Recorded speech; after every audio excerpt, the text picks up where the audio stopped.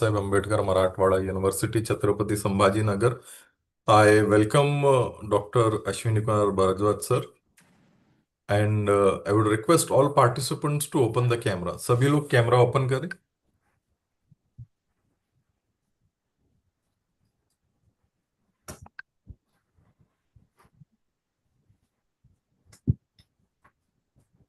I would now hand over the session to Dr. Ashwini Kumar sir. Thank you, Rafish sir. Thank you very much for this opportunity of interacting with the faculty on a very, what I would say, important and significant topic of skill development vis-a-vis NEP 2020. I'm thankful to the university and the Malviya Mission Teachers Training who is taking a great efforts in sensitizing the faculties. At the same time, we are supposed to work as a facilitators in teaching empowerment. Let's begin with the skill development aspect and skill development in education. When we talk about skill development, this has become a need for the hour for everyone, that we must have skills. At the same time, when we talk about the skill development, it normally refers to identifying one's own skill gaps. As we all know, NEP is emphasizing on integration of vocational education and skill development in a great way.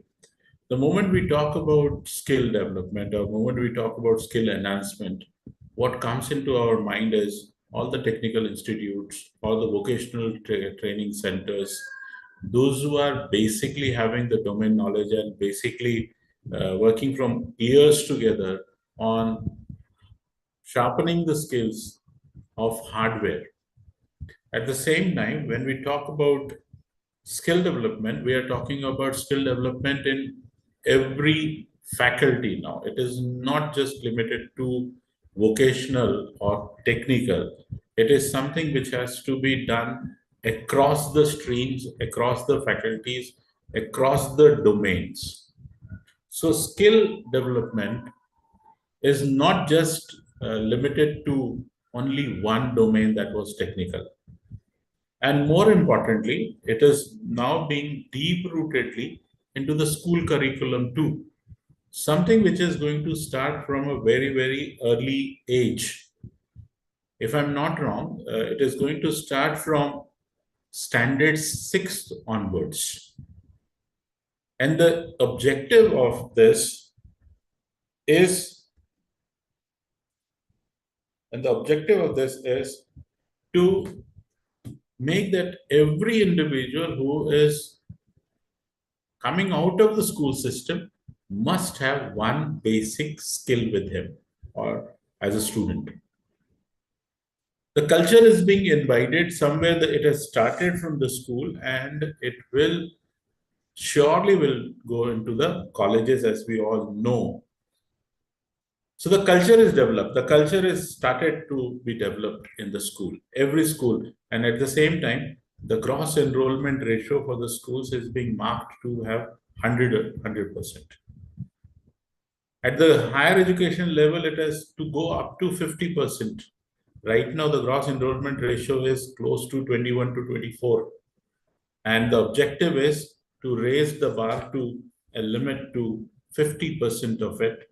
And doing that, skill development is going to play a very significant role, because it's going to be more job oriented, it's going to be more vocational based oriented, it's going to be more empowering the students to get the jobs which with the skill set which the students are having. As I mentioned, from 6th standard onwards, the Ministry of Education is emphasizing that every child, irrespective from where he or she is coming or which school, language, whether it's a self-finance school, aided school, model school, CBSE school, Navodaya school, whichever school it may be, the objective is very clear that every student must have one skill. The target is having one skill. The schools can offer the children multiple skills, but harnessing one skill from 6th standard to 7, 7 to 8, and progressively going for the higher education. So it is a landmark shift in the educational journey. Previously, whenever we used to talk about vocational education or something, it was always considered to be something which has to do with the technical know-how. No. For the first time, as I mentioned already, every college, every vertical, every faculty, every stream has to introduce a skill set, has to introduce a skill course. The vision is to treat schools as the nurseries for the future skills. As I've said, they are going to work as a nursery because the culture is going to be imbibed. If we might have introduced straight into the colleges, it could have been like a helicopter landing somewhere from the mid of the sky, something has been thrown or something has been put it on. The child who is learning skill set in the school will definitely going to ask for something in the colleges. So slowly and steadily, gradually it is going to come. As we all know, education is a school domain. Education has a state domain knowledge, or it is a subject which is being pertaining to the states. Maharashtra state has very recently accepted the NEP and they have started implementing in the schools. This year, it is going to be implemented in the first standard, and next academic year, it is going to be standard second, third, and fourth. And progressively, after 3 years, will be introduced for standard fifth, sixth, seventh. So we have 3 years for the school intervention when it comes to the skill development, but for the colleges and for the universities, it's already been started. Somewhere it has started, and mostly in the private universities. The Samagra Shiksha scheme and the CBSE skill-based subjects have been aligned with this vision. Samagra Shiksha is one of the dream project, and the CBSE schools have already initiated with this vision, and they have started introducing one skill set for their school kids. As we said, it is an exposure from standard 6 onwards, giving entrepreneurship development opportunities to the kids right at a very young age. At the same time, it is no more what I would say, a subject which is being not compulsory. It is not an optional subject. Rather, it is going to be made a mandatory subject for the students to opt for, right from the 6th standard to the secondary level and to the higher secondary level, and then to the junior college, and subsequently into the universities. As we all know, the NEP document, which was first published, okay, close to in the 2020, was somewhere which was focusing on artificial intelligence, was focusing on healthcare, was focusing on tourism, design thinking, coding, and more than that. These are the subjects which are going to be introduced at the school level. In artificial intelligence in a big way, coding in another big way, and many more subjects which are supposed to be taught at a younger age is being taken away. At the same time, the focus is on experiential and activity-based learning. This whole skills learning is something to do with experiential learning. It is something to do with experimental learning. And these all studies are actually activity-based learning. And at the same time, a lot of practicals are going to be introduced, a lot of, you may say, activities are going to be introduced.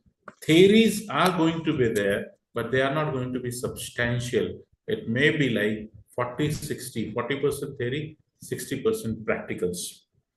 All these CBSE has already introduced subjects like design thinking, artificial intelligence for their middle school students.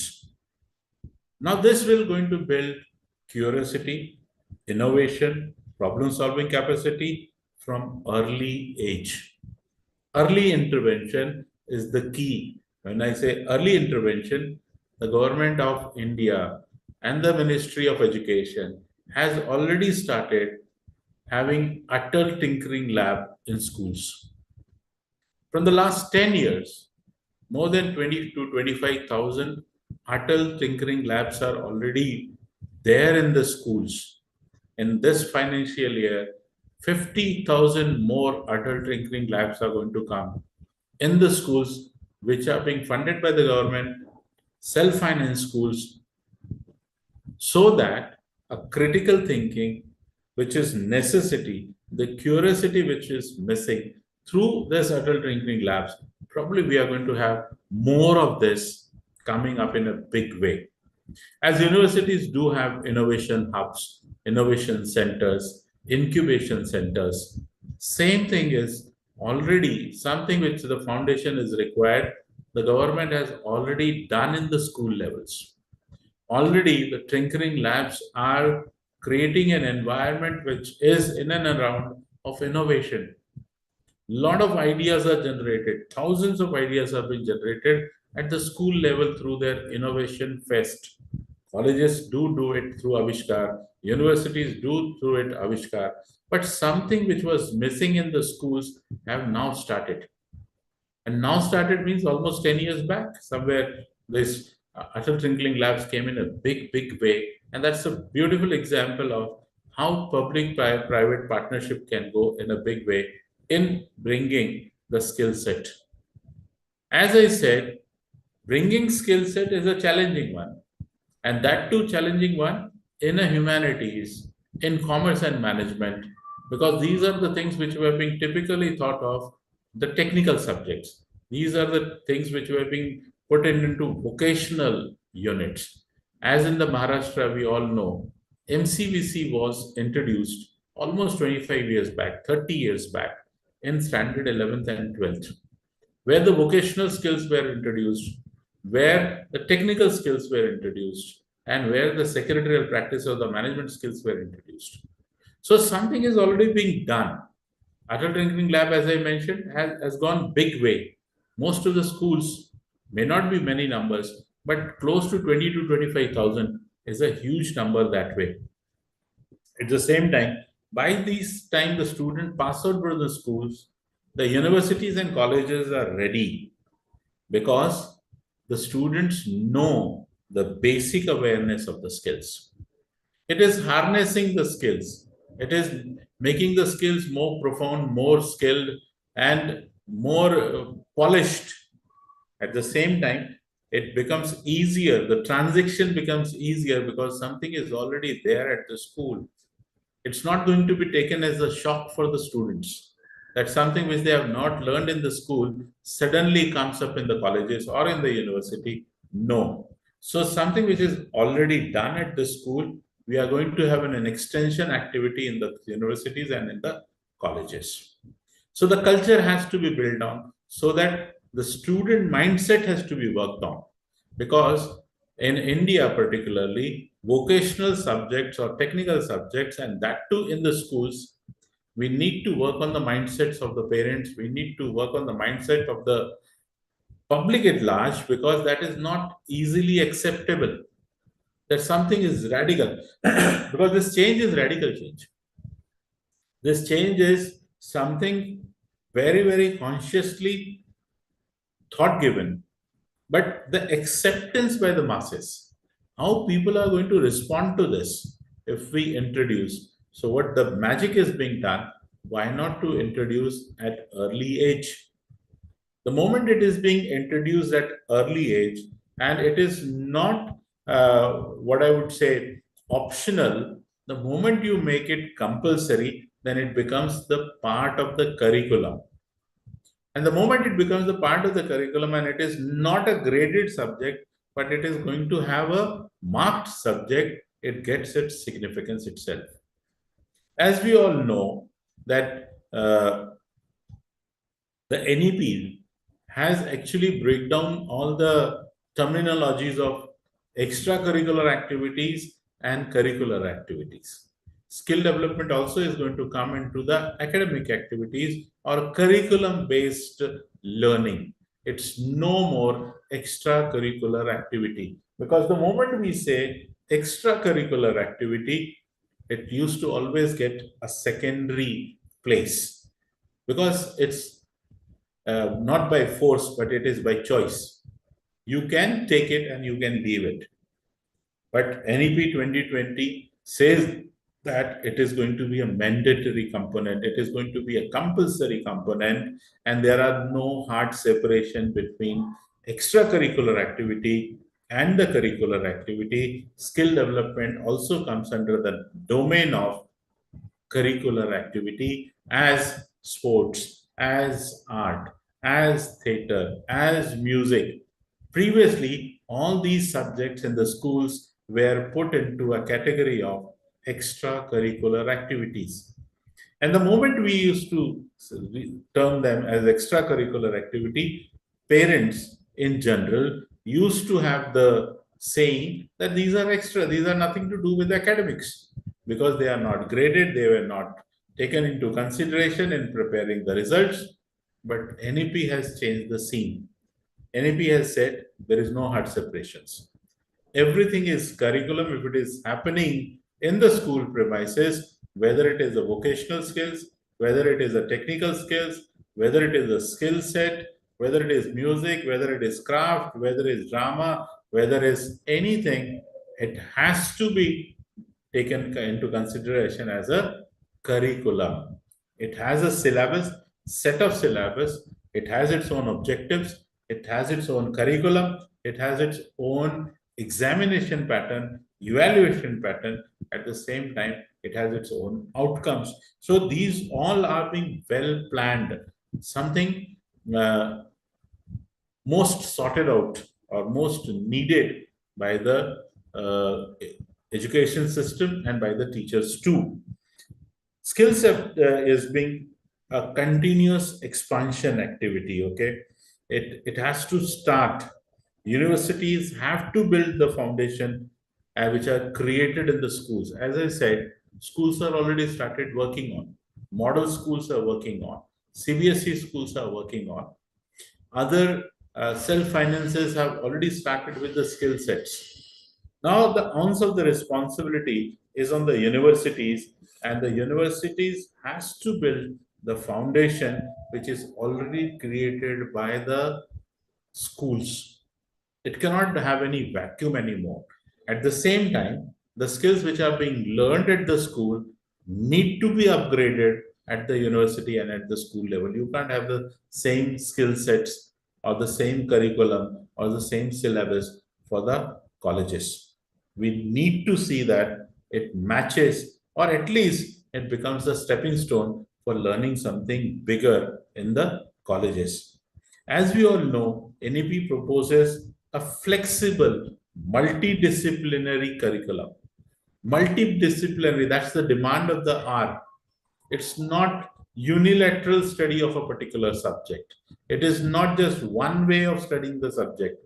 Rather, many subjects have to be collaborated, many subjects have to be interlinked, many subjects have to be interdisciplinarily studied about it. At the same time, we are supposed to work on skill orientation in higher education, a proper orientation which is needed. Because as I've said, there is a lot of negativity which is being attached. There is a lot of myths which are being attached with the skill development. There is a lot many misunderstandings which are there when we talk about the skill development. One has to make a conscious effort to see that these misunderstandings, these what I would say, the prejudices which are there about the skill development have to be removed. And who else will do it? We as a teacher have to do it.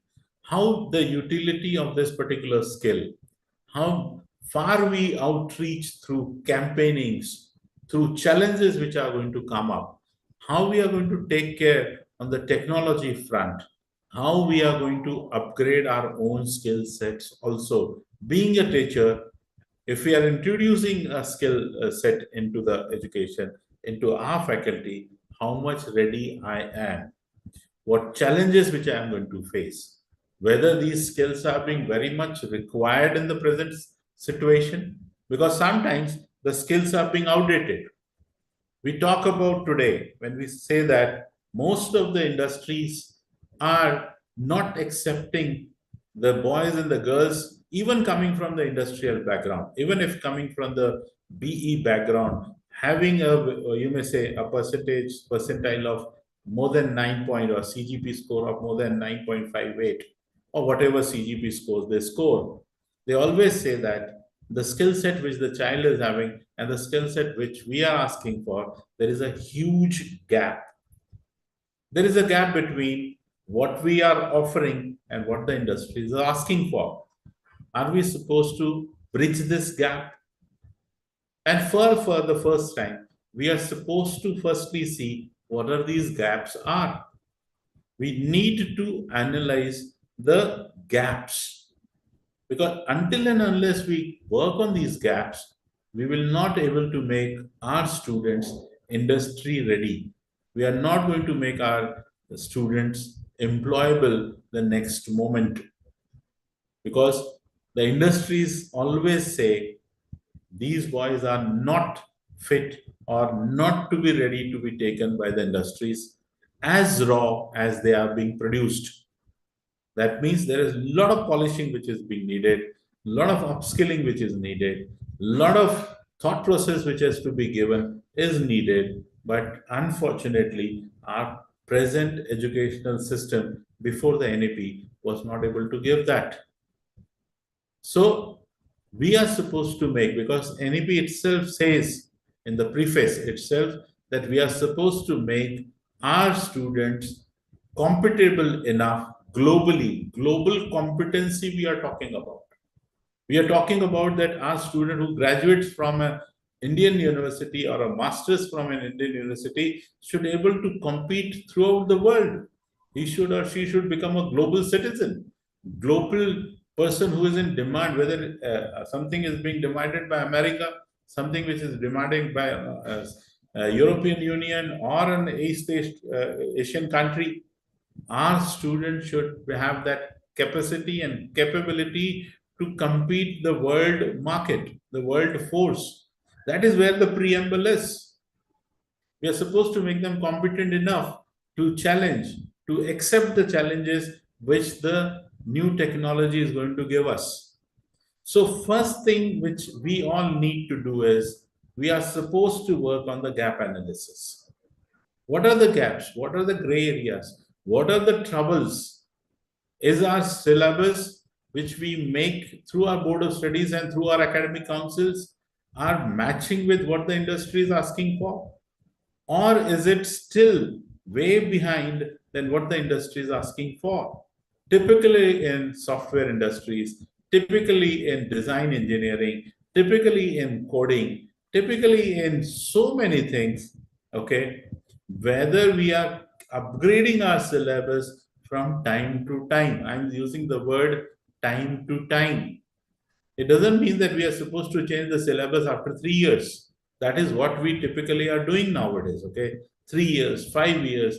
In some of the subjects, it may go for 6 years also, just changing one chapter to bringing another one. But NEP is saying that we are supposed to make our syllabus market driven. Our syllabus should match with what the market is asking for. We are supposed to find out the key areas where we need an improvement. So we are supposed to move from a bureaucratic way of functioning to a more democratic and forward-looking opening system. And that's where we find it out that most of these private universities are marching ahead than the conventional universities. They are going far ahead when it comes to industries and academia interface. They know what the industries are asking for, and they are preparing the syllabus, and ultimately they are preparing the man force what the industries is asking for.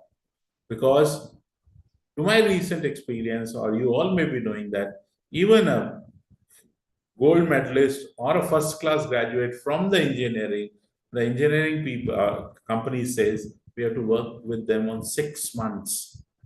Purely 6 months hard work has to be done so that somewhere they match with the skill set what the industry is asking for. So there is a huge gap, and this gap will be taken care when the skilling is going to be introduced at the school itself.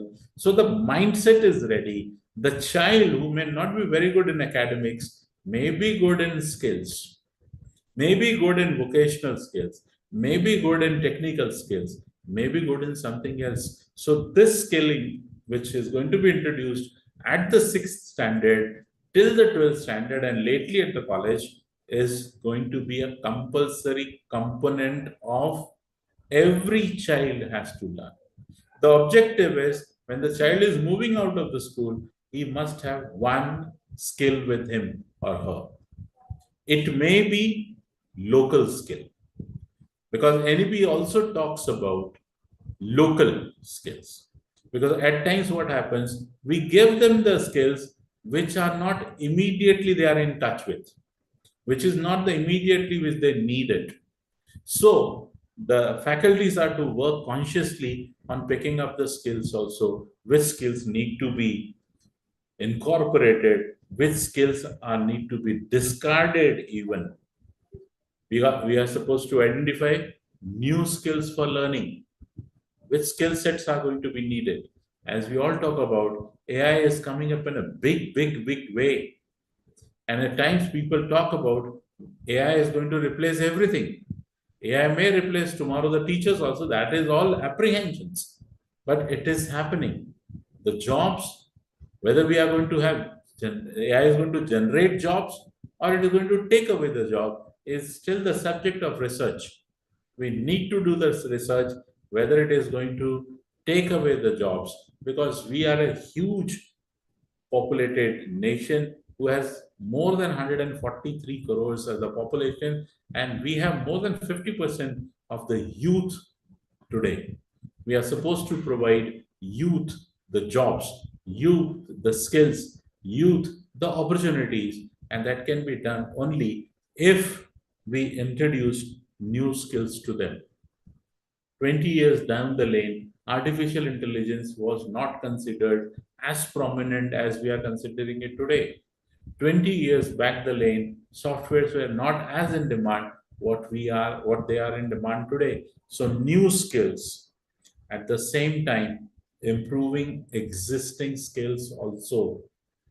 We are supposed to upgrade, and that's the reason we always have orientation programs, refresher programs, sensitization of NEP 2020. Right now, even this lecture of mine and the whole course of faculty development program, which you are attending from last quite a few days, is the objective is, what is the objective? That you should improve upon whatever you are knowing already. Something has to be added to your existing knowledge, existing, what I would say, system to it. When we talk about skills, we normally talk about hard skills. That is where the whole problem lies.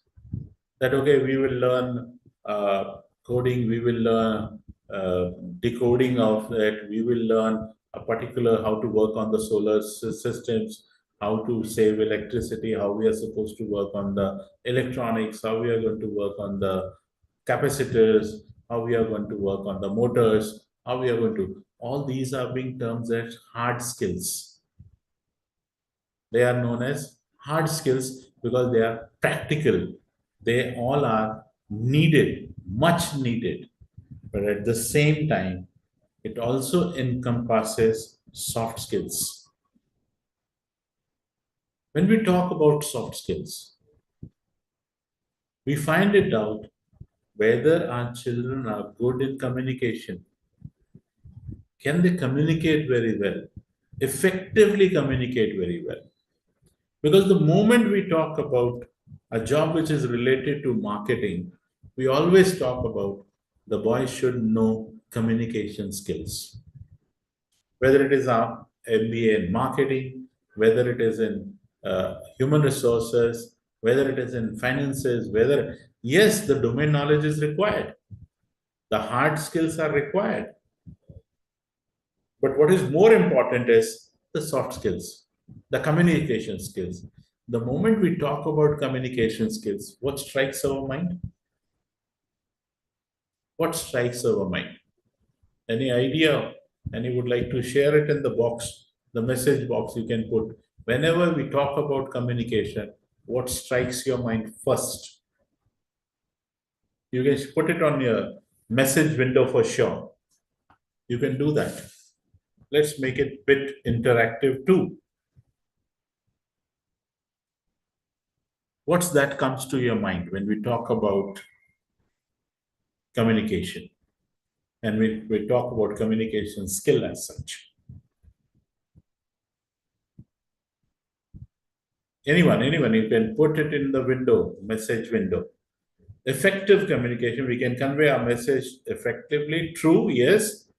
More people. Let's make it more interactive. Can you put it out? Decoding and encoding. Okay, yes, true. It's a part of humanities, not for the science students. Communication, it's needed everywhere. Okay, even if for the science students, we need communication. Okay, you can't be without communication. More.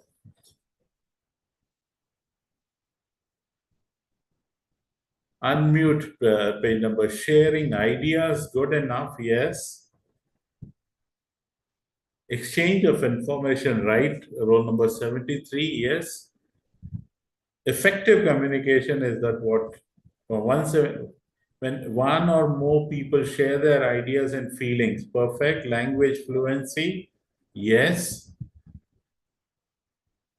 What more? Verbal and non-verbal communication. Perfectly right. Yes. Effective communication. Active listening. Yes. 71 has hit the bullseye, because normally what happens whenever we talk about communication, people say that it's all about speaking. Okay. And when it comes to the marketing, people feel it out. Better understanding. Number 10, you are also right. We need to have better understanding. And for that better understanding, we need to be a very, very good listener. And thought sharing, it includes body language. Sure, it includes body language. Of course, it includes body language. So when we talk about soft skills and when we talk about communication, it's not about talking only. It's not about sharing only. It's about listening too. And how effectively you listen, how patiently you listen, and how empathetically you listen makes the whole communication easier, makes the whole communication more meaningful. We all listen not to understand, but we listen to respond. Or rather, yeah, somebody said talk clearly also. Of course, it is. A lot of clarity is needed. But normally in communication, what we see is, okay, if I'm talking to you, you're listening. Definitely you're listening. Are you listening to understand, or are you listening to respond to my communication? Most of the times, we always try to listen to respond. And we fail to understand the message, that what the message was, because our mind is occupied with, I need to respond to Dr. Bhardwaj, what Dr. Bhardwaj is going to ask. So most of our attention is focused on how I'm going to respond. A child need to be in the hard skills. After the hard skills, we are supposed to see that the child works on the communication. A lot of perseverance is required. A lot of courage is required. A lot of confidence is required. In communication, a lot of daring is required. A lot of assimilation is required. A lot of understanding is required. Lot of language command is required if it is to be verbal. If it is to be non-verbal, if it is to be in writing, a lot of clarity, a lot of grammar, a lot of punctuation, a lot of things are there which comes under to the communication. As somebody said, yes, body language too. Openly, how we express our emotions too through communication is there. So we need to work on the soft skills also of the children. We find it out in most of the engineering colleges, the elite engineering colleges, where the campus interviews do happen. people or the candidate or the student fail miserably in the interviews. They are not able to face the challenges or the situations which are being created by the interviewers or by the panelists. They are not able to face. So we are supposed to prepare, we are supposed to groom, we are supposed to develop, we are supposed to facilitate the learning of the child. Because sometimes we force them, and facilitation is not the force. You're supposed to grooming them. Most of the universities nowadays having soft skill cells.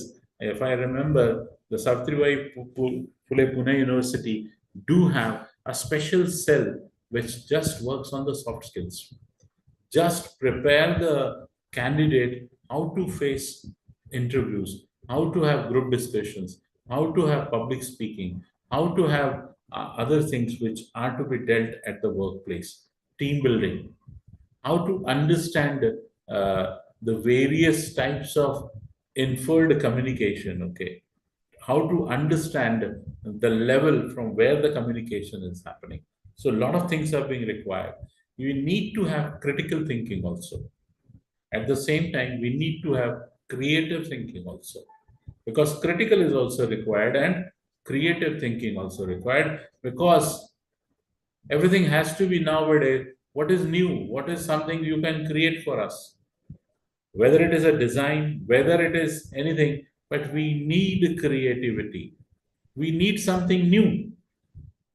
We also feel boredom. We also feel, what I would say, we will not prefer something which is coming from years together. We say some change is required. Something has to be evolved, and that can only happen when we have critical thinking. Now, what happens, friends, in our schools, right from the beginning, we are making, or rather, we are promising our children to be independent.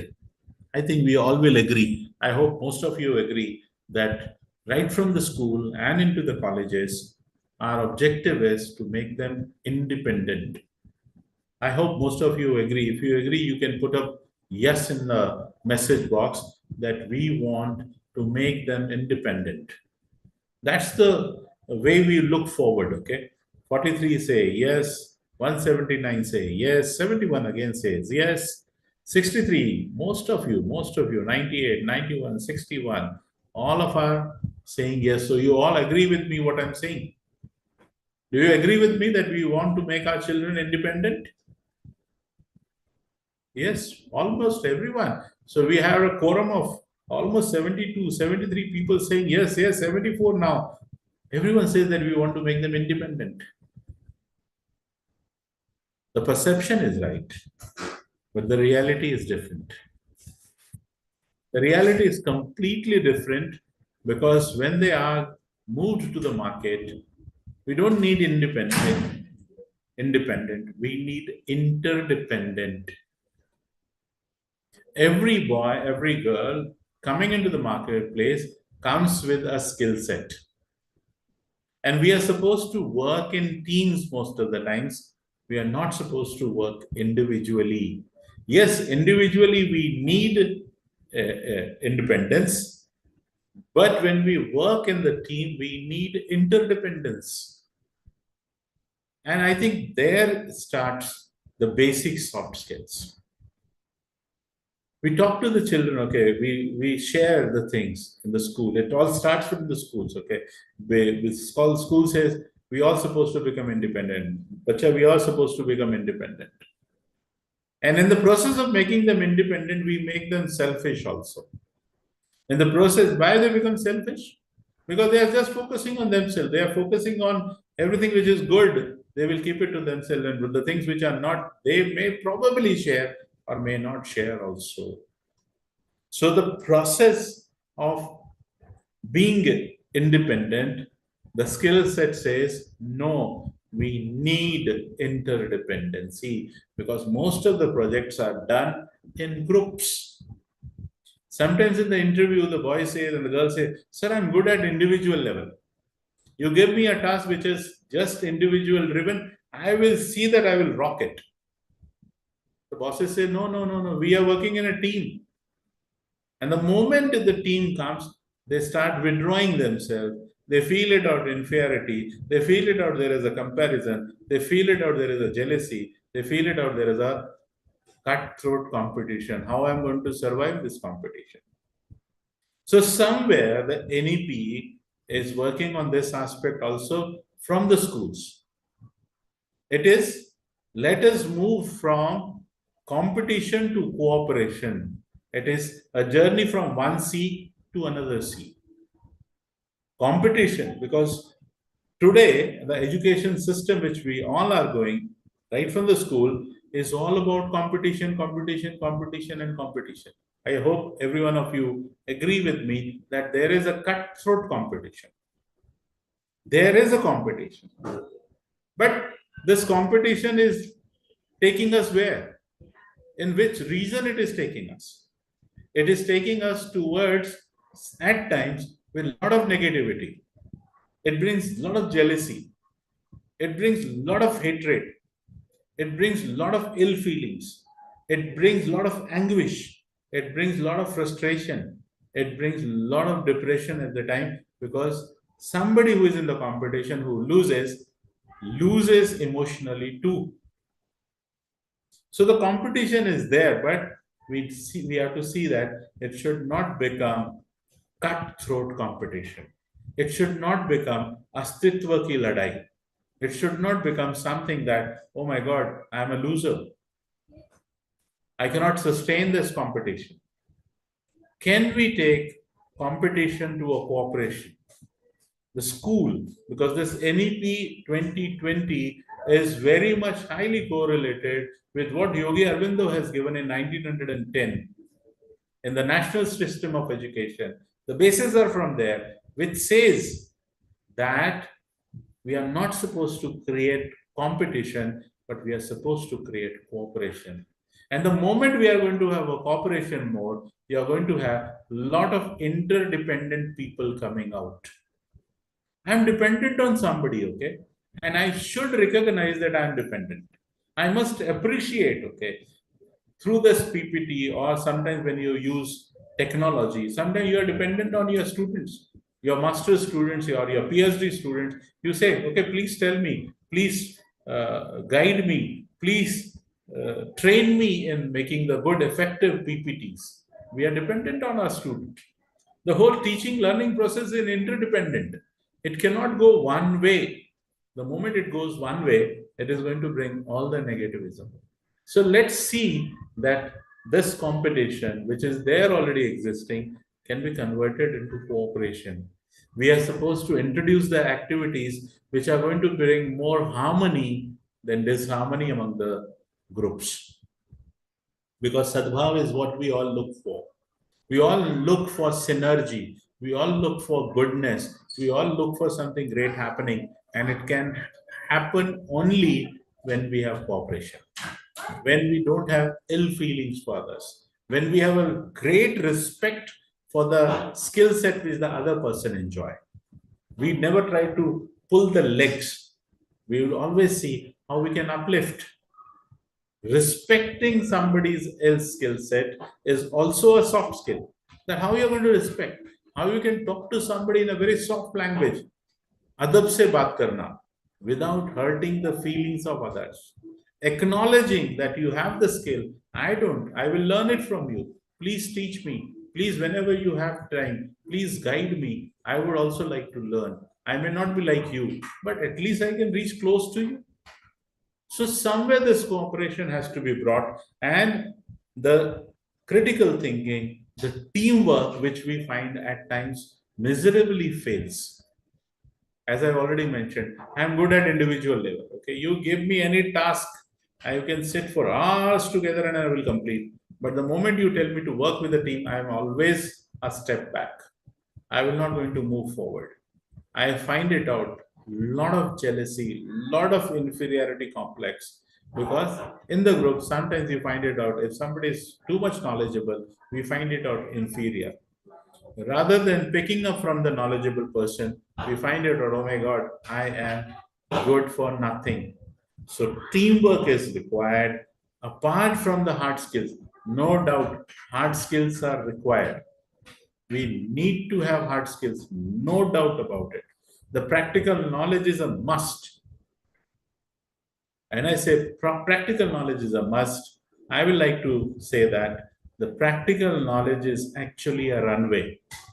It is actually a ground, a pitch is made. But if you really want to succeed in your life, if you really want to get to the pinnacle of your capacity, if you really want to become something great in your life, you need soft skills to it. Without that, you will not able to succeed. People say that, okay, he has everything good, but he is not having good tone. He is not able to speak respectfully. He cannot say good words. He breaks with his language or with the words. Rather than building on, he breaks. So what's the use of having all the hard skills, but if you don't know how to handle people, if you are not empathetic, if you are not sympathetic about others' needs, others' demands, others' wishes, others' issues, we need to see that we are equally good in handling human beings, effectively handling human beings. So, skill set is something different, and soft skills are completely different. It is imbibed in the personality. It is the way our teachers groom us right from the schools to the colleges. We need to see that how we are mentoring our students, how we are counseling them, how we are guiding them, how we are trying to find out the potential in the child and navigating that potentiality in the right way. Of course, students will get all the hard skills from the universities, from the colleges, from the internship, from the apprenticeship, but who is going to give them the soft skills? I think the best soft skills can be given by anyone else is the teacher, is the one who is right now listening to me. They are the one who are supposed to give that soft skills. At the same time, we are supposed to see that India is the largest working age population by the year 2030. Can you imagine India being the largest working age in the world by 2030? We are going to be human resource exporters. The world don't have a capable, profound workforce with them. They don't have people, those who need specific skill set. We all know that Indians are very hardworking, dedicated, ethically very strong. Okay, they can work day and out, and they have good integrity too. So by 2030, it's going to be that okay, Indians are required in America, Indians are required in Europe, Indians are required in Southeast Asia, Indians are required in European Union. And for that, if we really are going to be the biggest, largest age population by 2030, remember what sort of a skill set we are supposed to have. As I mentioned in the preamble, that we are supposed to make our students global compatible, globally compatible. Globally, I'm not saying compatible only in India. I'm not saying only for Indian industries. I'm saying globally competent for all the industries worldwide, all the multinational companies. Wherever our student appears for an interview and gets selected, the world and the company should say that they got the best of it. They got the best of the human resources. So we are going to be the brain. We are going to be the brain of the world when it comes to come to run the multinational companies or any other industries. So we have to see that how we are going to cultivate this. It is necessary to have opportunities for employment for the age group. Mere academic educations may not suffice the purpose. This is an irony, okay? At times we find it out, there are graduates, lakhs of graduates, crores of graduates at time, and lakhs of master's degree holders, and few thousands even going beyond the masters are having PhDs and the research degrees. Do you find them employable? I'm talking about the scenario of today and the scenario of the recent past, maybe 10 years down the lane, 15 years down the lanes. Are they employable? What is the situation? The situation is crossroads. The situation is that the industry is not very happy with what we are giving them in the recently past. Industries have higher expectations. Industry says that give us something which can be easily transferable on the job. Today it is not happening.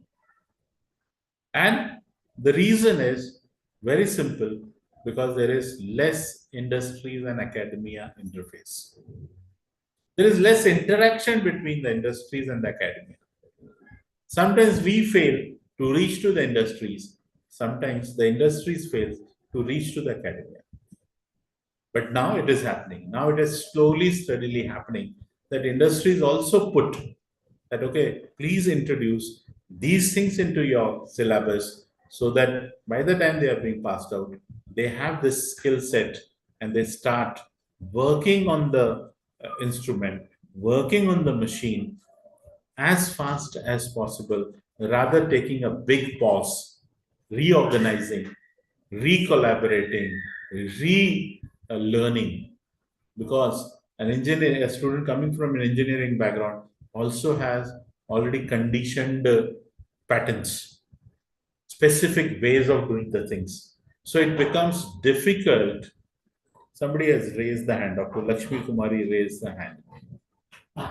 Lakshmi, do you have any question or something like that?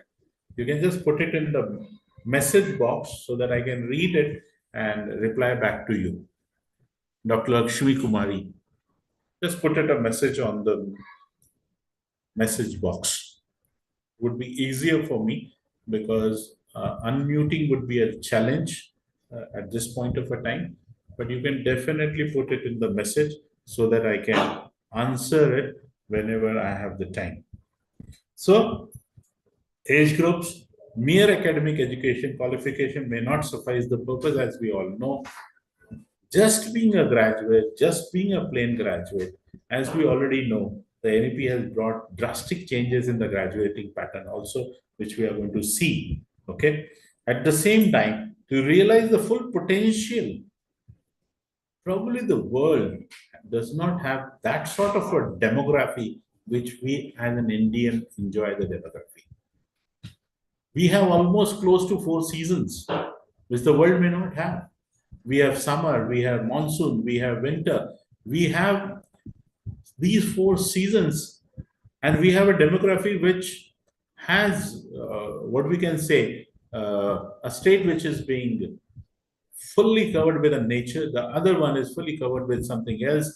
We have rich heritage, which we have demographic dividend. Okay, we can produce something in north of India, which the Europe can be of a great demand. We can produce something in Gujarat and Rajasthan, where African nations, because the climate matches more or less with them, we can produce something equally good in the south, which the Southeast Asian countries can ask for. So something demographically, we are very rich. It's essential to equip the young generation with the skills in the various trades. We need to work on skills. And when we are working on these skills, remember, we need not to leave the local skills aside. Which we talk about, think locally and do something globally.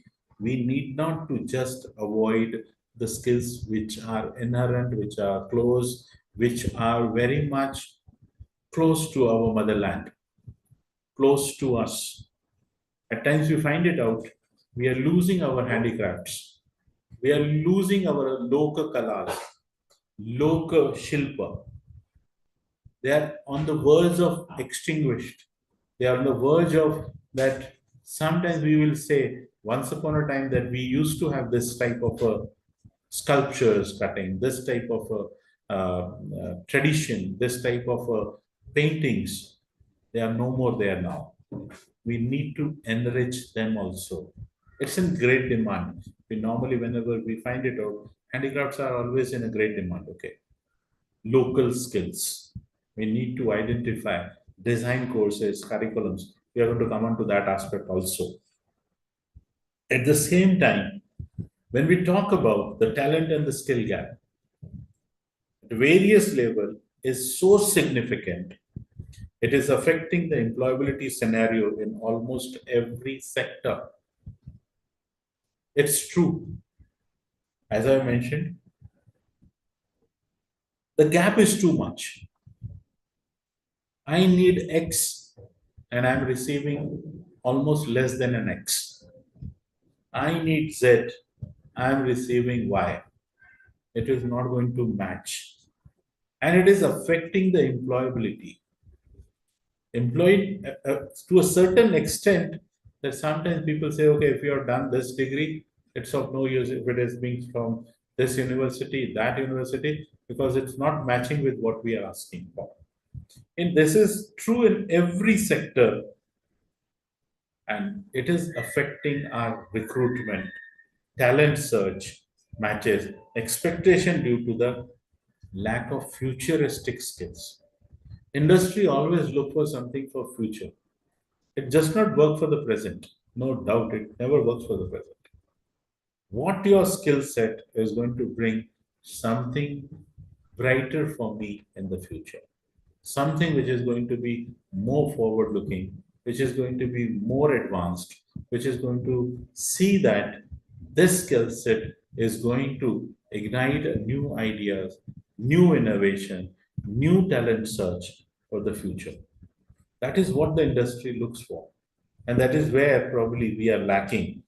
At the same time, it is happening. The reason is inadequacies in our education system, along with the companies not priorities on the job training. NEP is working on this aspect very closely, that there need to be a lot of on-the-job training.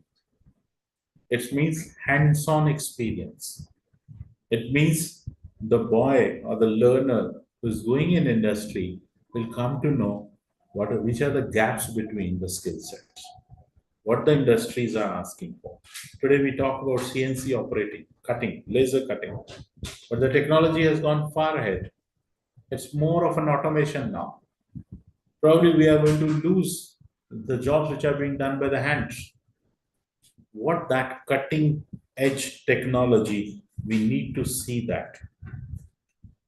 NEP 2020 is aiming, I'm saying, it's aiming, or it will bridge this gap of providing students with industry relevant skills. It is going to happen because in a graduate degree program, a boy or the girl or the learner has to go for one internship or one apprenticeship minimum in one of the semester. That's mandatory. It's going to happen. Private universities have already done it. Engineering colleges have already done it. It is going to come to our humanities, our social sciences, our commerce, and our to science faculty too. We are supposed to see that we are making them future ready professionals. Future ready. Today it is not future ready.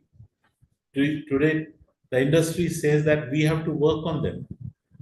We have to sharpen their skills.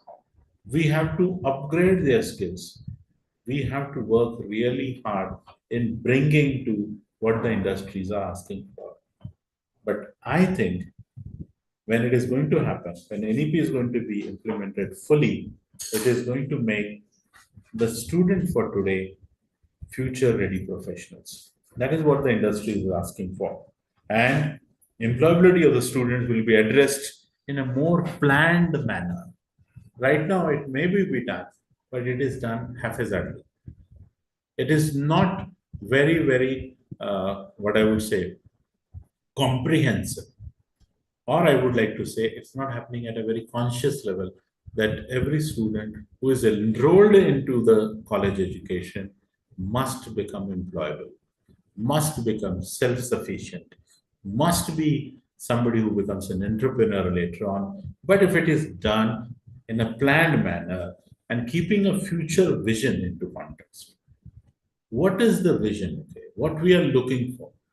What is the beyond the college vision and the mission? Okay, what is that is going to benefit the child, the learner? I think that is going to play a very, very significant role. At the same time, we are supposed to do integration. Now, that's a big task. Integration of what? A conventional educational system which is already going and bringing a vocational vertical to it. As I've already said, there are apprehensions. There are already certain prejudices. There are already certain assumptions, negative assumptions, that how we are going to introduce skill sets in conventional education. What is how we are going to do it?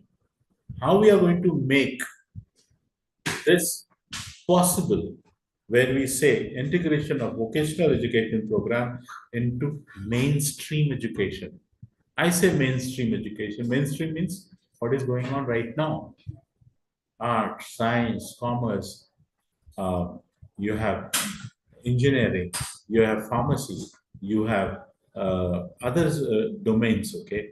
How we are going to bring skill development, skill education into the mainstream in all educational institution in a phased manner. Phased manner is more important.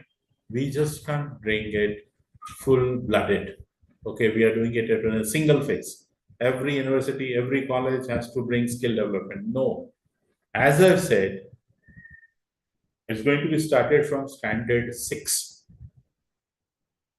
Colleges, yes, universities, yes, and it is going to come in a phased manner as we see that the whole NEP in totality across all the domains as written in the draft and as written in the educational policy, we will see everything happening by 2035. So it's a phased manner, one, two, three. We are going to go step by step, slowly and gradually. At the same time, we are supposed to see that vocational courses will be available to students enrolled in every degree program, including 4-year multidisciplinary bachelor's program. Every program is going to have one segment of vocational course. Now that's a challenge. It's easy to say, but difficult to do at times. We'll take a break over here for 12 minutes because it's almost an hour I'm speaking. So I'll take a break and we will be rejoining after 10 minutes of time. Till then, you can have your water break or whichever break you would like to have, you can definitely have. After 10 minutes, close to 3:40, we'll start again.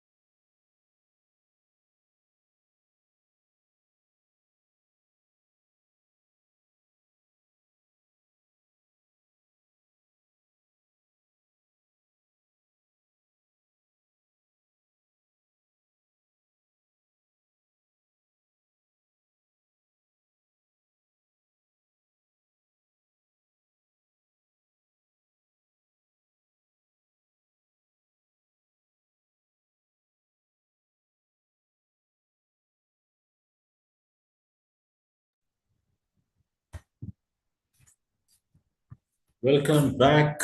Let's begin. Okay.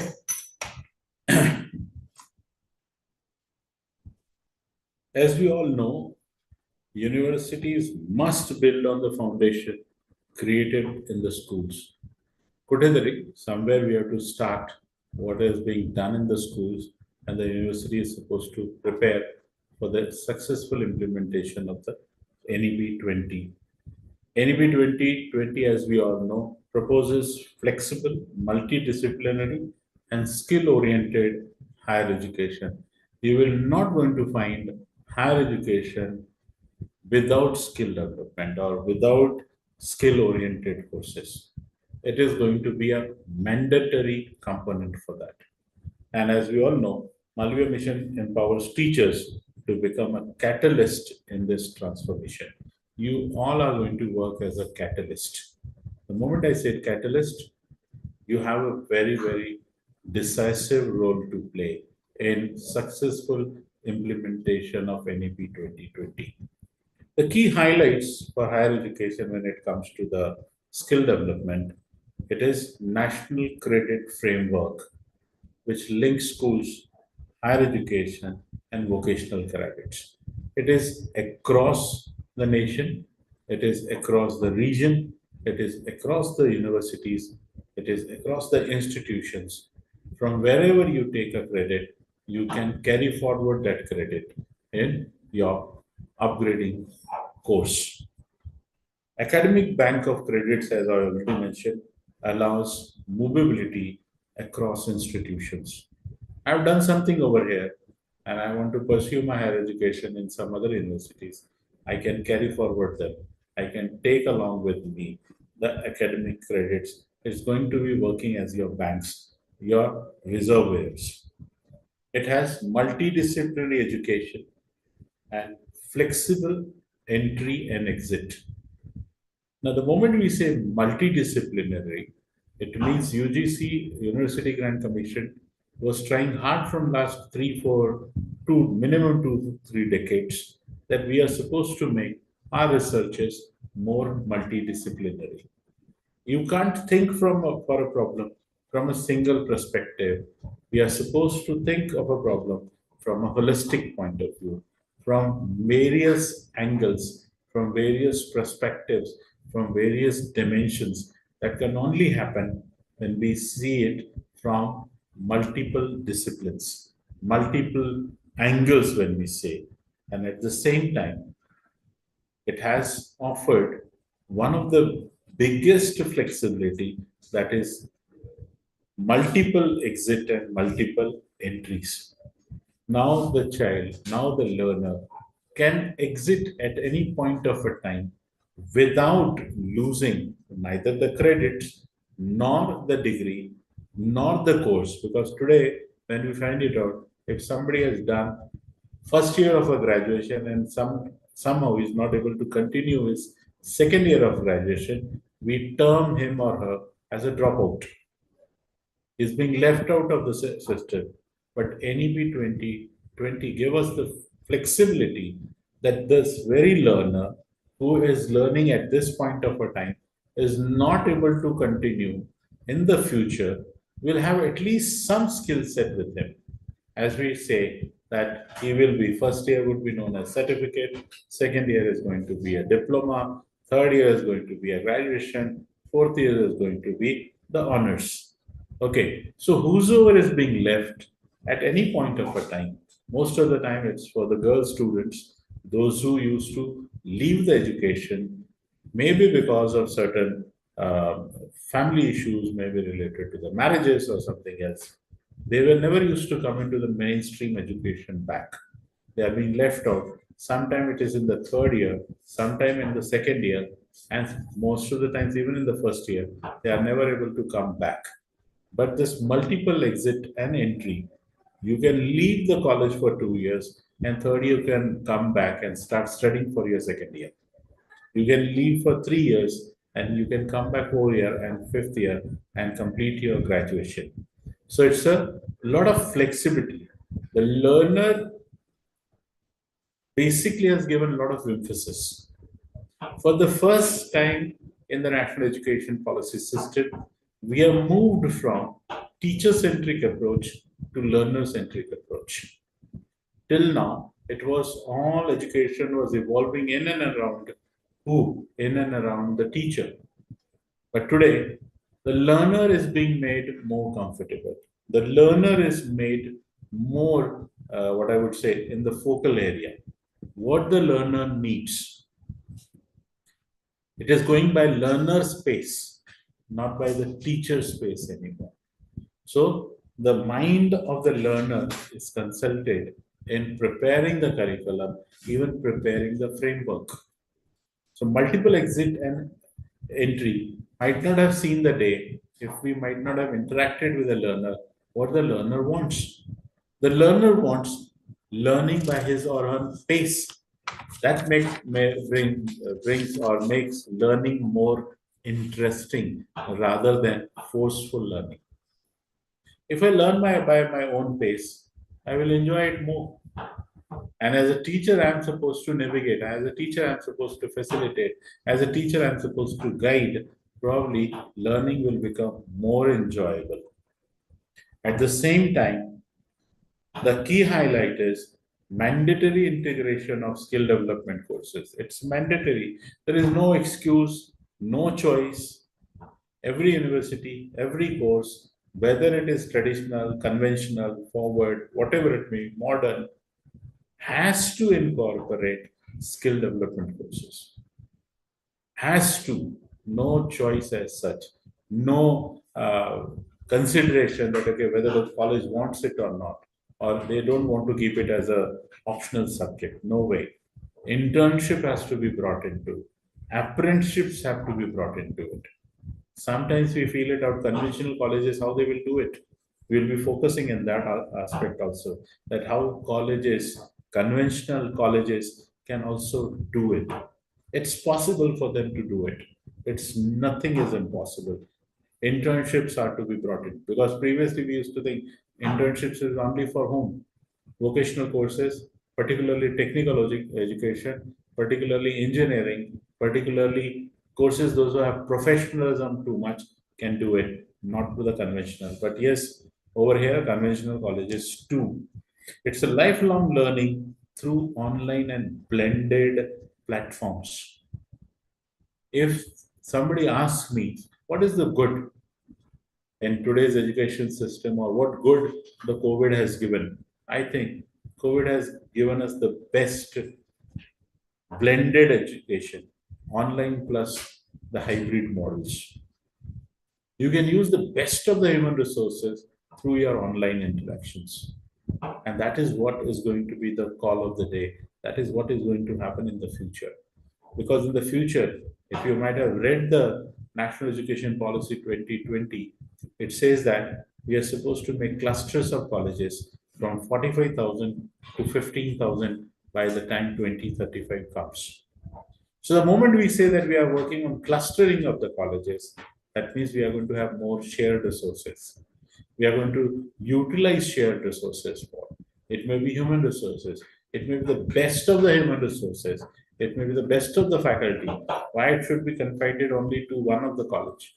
Why it should not be confined to 15 colleges, 20 colleges in a blended way, in a, what I would say, blended platforms, mix of online and offline both, which is being done regularly nowadays. And they are of a great help too. They are doing it their own, you may say, way of doing it, but it is helpful. There are several universities, okay, in India, which has already taken steps to integrate skill development in line with NEP 2020. I will just give you a few examples. It is done already. So what is done can be repeated. What is repeated can be multiple replicated. And what can be multiple replicated can be done anywhere.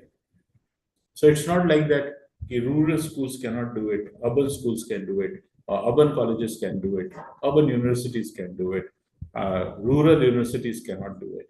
I have a set of 5 to 6 examples which has a blended effect. Delhi University, for example, they offer on skill development courses in entrepreneurship development, foreign language, media studies, and information technology. They are giving it out. For everyone, information technology is needed now. For a art student, even for a commerce student, you need information technology. You need how to handle information technology. You need to learn how we are supposed to work on languages, okay, if it is from humanities, especially for the foreign languages. And foreign language may be German, French, Chinese, Japanese, whatever it may be. But Delhi University has integrated its skill development with the languages. Banaras Hindu University implemented skill training through the Deen Dayal Upadhyay Kushala Kendra. Deen Dayal Upadhyay is working, skill development center is working pan-India. Banaras University, Hindu University has done a collaboration with them, focusing on which sectors, focusing on healthcare, focusing on renewable energy, focusing on design. So a conventional university that is Banaras Hindu University, or normally known as BHU, is doing in healthcare, but they have tied up with Pandit Deendayal Upadhyay, Kaushalya Kendra. We also need to see with whom we can collaborate. Tata Institute of Social Sciences, one of the premier institute, okay, in Mumbai, pioneered with community-based skill learning, community-based, what the community is asking for, linking students to rural and urban livelihood needs, what the livelihood needs of the rural students are, urban and rural, blending it, making them aware what this rural people do need it. Central University of Gujarat offers masters in vocational studies. Can you imagine a university is offering masters in vocational studies? BVO is specialization in aligned to industry. There are many BVO courses which the Ministry of Education and University Grant Commission has sanctioned in the previous years. BVOC has came up in a major way, and now it is MVOC also. Like Central University of Gujarat has brought a Masters in Vocational Studies. IITs and NITs, which are the premier institutes, introduce entrepreneur skills, introduce incubation centers, introduce startups to support the programs. Startups have came up in a big way. Incubation centers at the same time, entrepreneur cell. Most of the universities do have incubation center, incubation hubs, idea centers. Ideas can be given by any utility of that idea can be checked out in that incubation center or in the innovation center. By IITs and NITs are doing it in a big way. IGNO offers vocational and skill-based diplomas through distance learning to reach rural students. Now, IGNO has the presence pan-India. It has regional centers. It has all over India network. It has a very good tie-up with the Ministry of Defense and the military personnel, those who are living in the remotest part, but they are also upgrading their degrees and knowledges, and at the same time, certain skills sector or skill are also introduced. These skills or these examples shows that skill development is not an abstract concept anymore. It is no more an abstract. The moment I say abstract, unclear, ambiguous. But now it is not ambiguous. It is happening. It may be happening in certain universities. As I said, if it can happen with IGNO, if it can happen with NIT, if it can happen with IITs, if it can happen with Tata Institute of Social Sciences, it can very much happen in my campus also, in my university also, and in my college too. So it is not an abstract term, but a living practice within higher education. At times it was how we are going to implement skill development in colleges, because we are running a typical arts course, we are running a typical commerce course. It seems not possible, but these universities, these centers has made it possible. At the same time, there are rural versus urban perspectives. Definitely, yes, we need to understand what is these rural perspectives are. There are rural perspectives and there are urban perspectives too.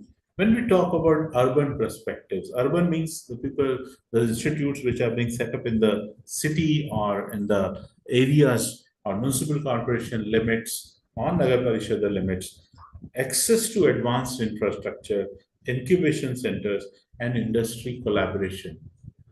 The moment I say urban, urbanization has brought a lot of industries together in the cities area. Urbanization has brought a lot of innovations together. There is a lot of infrastructure development to it. There is also incubation centers which are came. Science centers are being in a big way are there in the urban areas. Students aim for global careers. Urban students, they always normally think of global. What I can do next, not in India, but abroad, somewhere in a foreign country, somewhere in a this university, Michigan State University, Stanford University, Ohio University, which university I can go and enhance.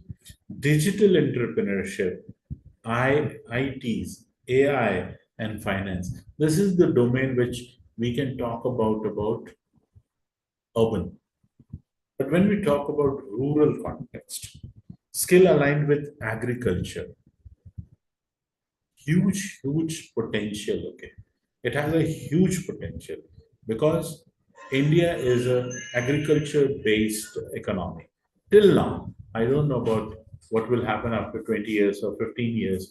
We maybe become more industry based economy. But as on today, as right now, we have a lot of potential in agriculture, and rural students can definitely look from the rural perspective from agriculture. And agriculture is not only farm produce or only the crops. You have to see how this can be, they have food processing coming in a big way. Food processing has lot of potential. Okay, for that we need to have basic knowledge, and then we can even start up with food processing units, drying up. Okay, we don't need to take out the moisture out of the product, seeing that the longevity of the crop can be increased or the fruit can be increased, keeping into the cold storages, how we can do the food processing. Okay, in a small way, not in a big way, but in a small way, that can be taken care. At the same time, renewable energy sources. Okay, अपारंपरिक जिसको कह सकते हैं आप लोग, solar systems के बारे में बात कर सकते हैं. For that, we don't need a high-end technology knowledge.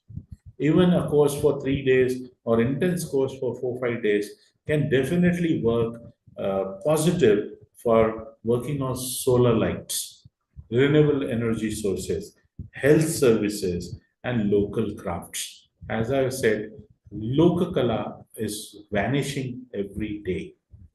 Lokakala is something which is very core to the NEP 2020, very core, very close, because it's something which says that near to far. What is near to you? What technology or what art, craft you were knowing once upon a time is now getting extinguished, is getting what I would say once upon a time wala story.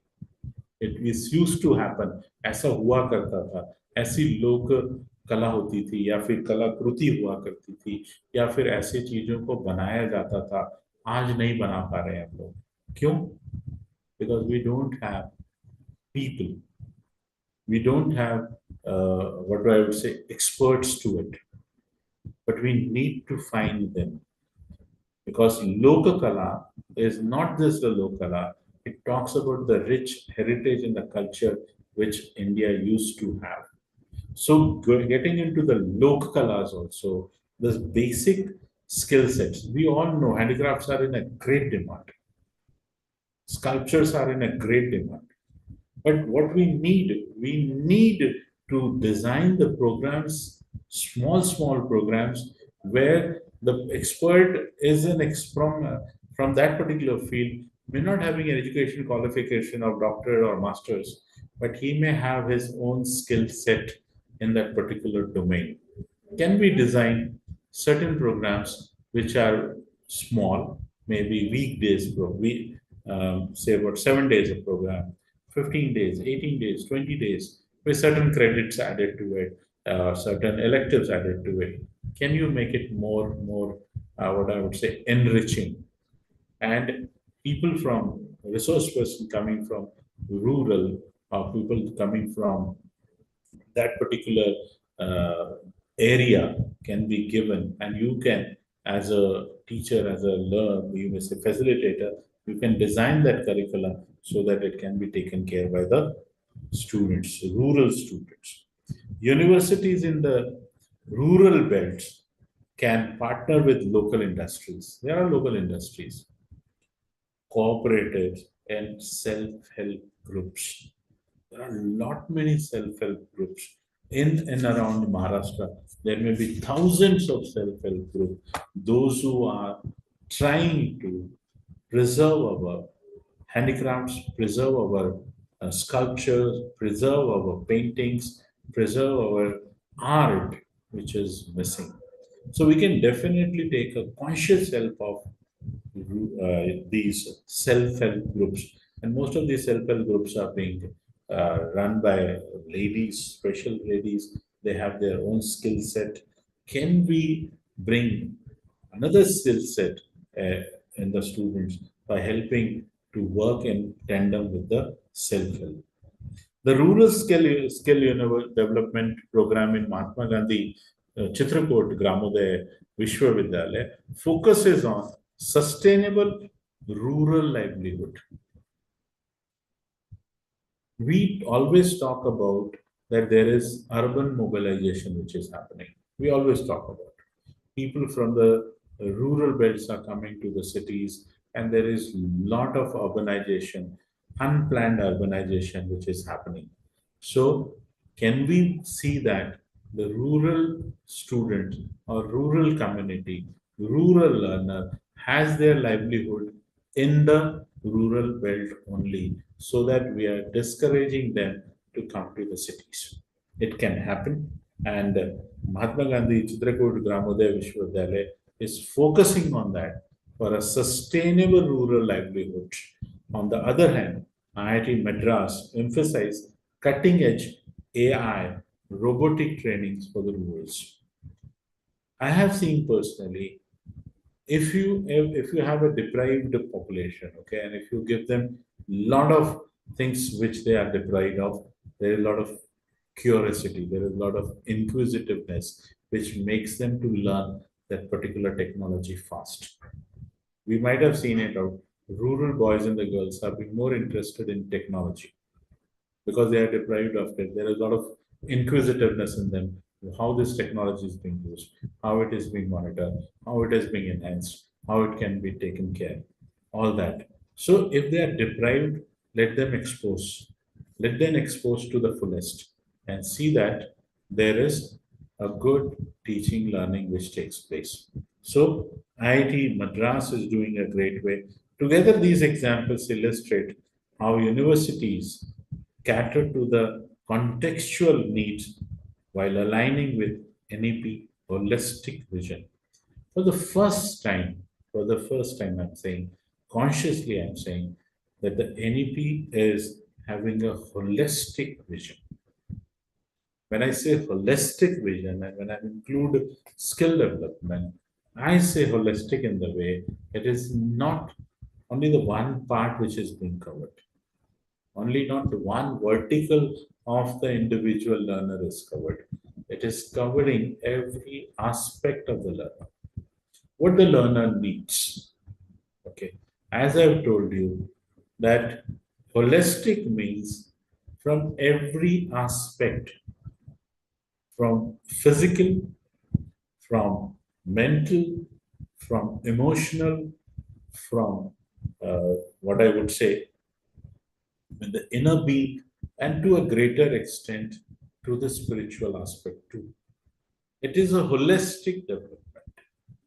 The moment we talk about the physical, because if we are talking about the skill set, if you are saying that the skill development has to be the integrated part, we need a lot of physical stamina. For certain skill sets will definitely need quite a robust physical fitness. That is required. For the first time, NEP 2020 is making physical exercise or physical activities mandatory at schools. Mandatory at schools. And that meditation is that you are supposed to give at least 45 minutes every day that the student is doing physical activity. 45 minutes. And it is mandatory. I'm saying again, mandatory means mandatory, nothing of that sort replacement, no way. At the same time, it is also talk about the emotional development of the child.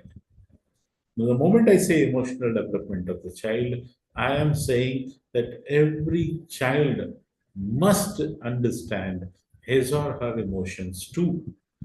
Because until and unless I know my emotions, I will not able to understand anyone else's emotions correctly. It is going to be superficial. It is going to be only at the top level, not going sinking properly, okay, not going deep into the individual.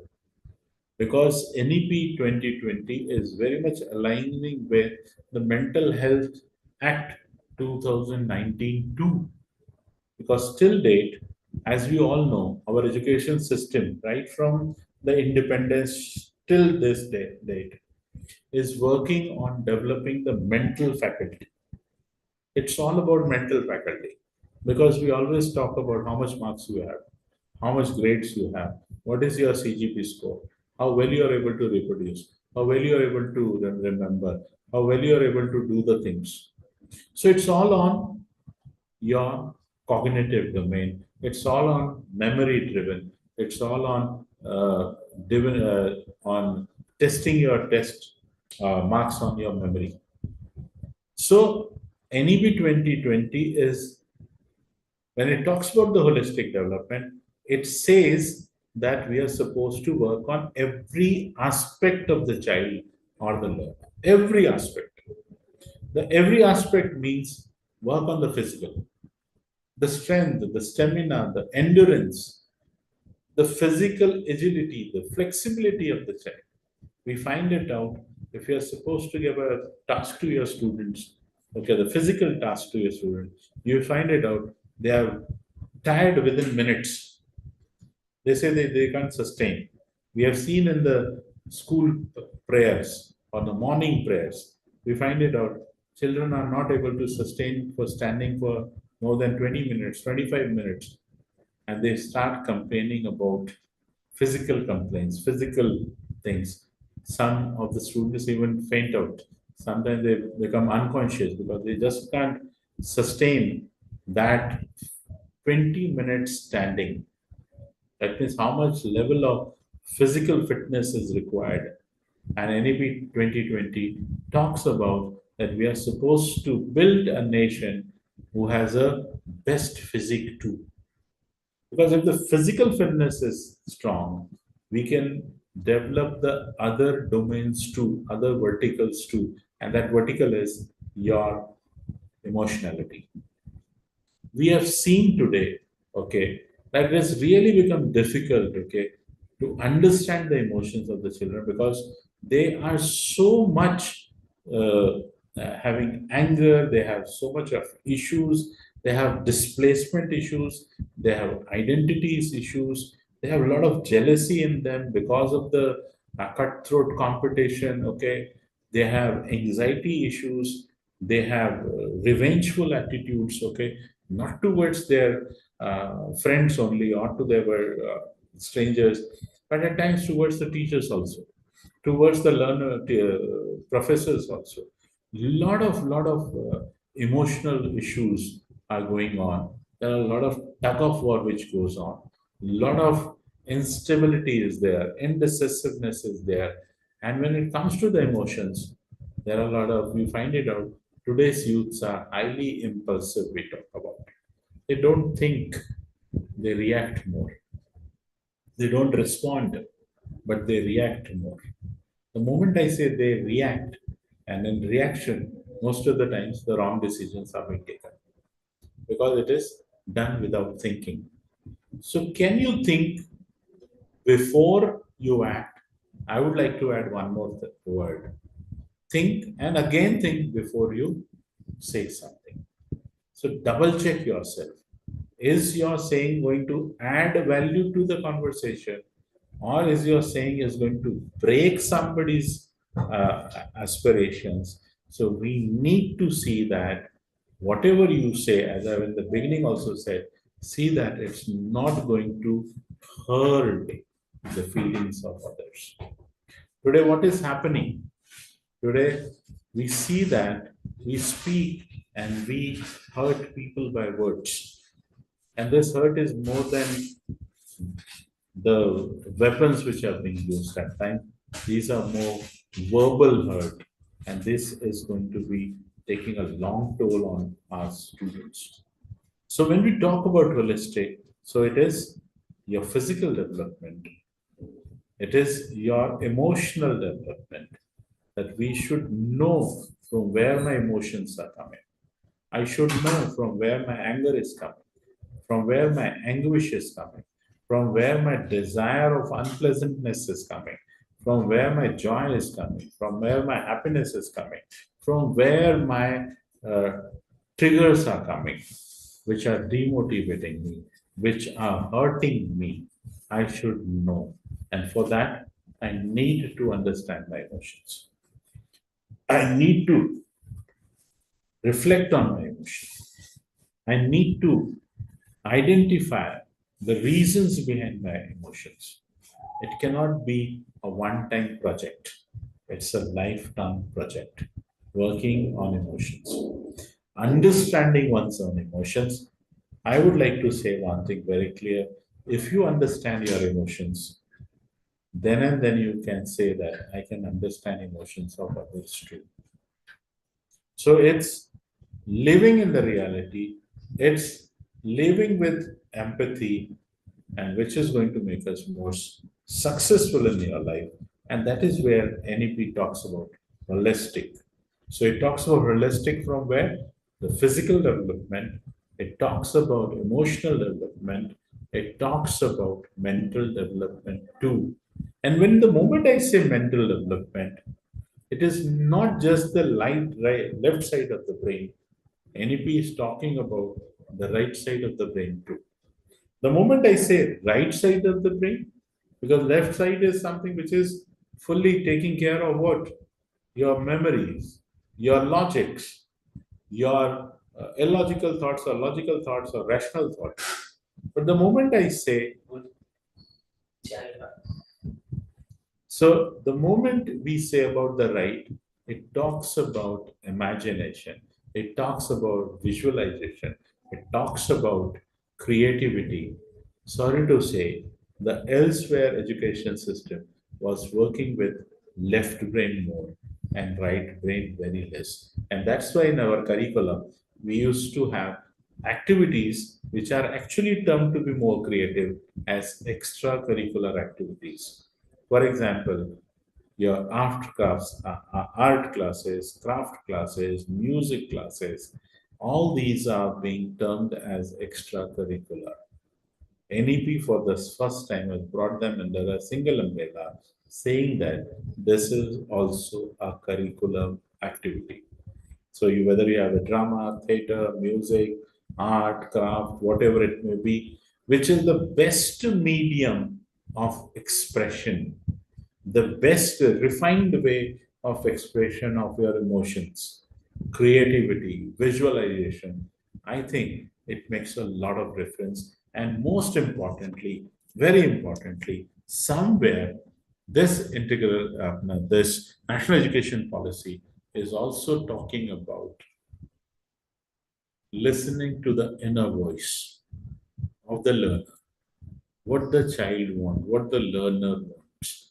Can we prepare ourselves according to what the learner wants? And that's the reason that we just can't go by one way of teaching, and that one way was paper, pencil, or blackboard or duster.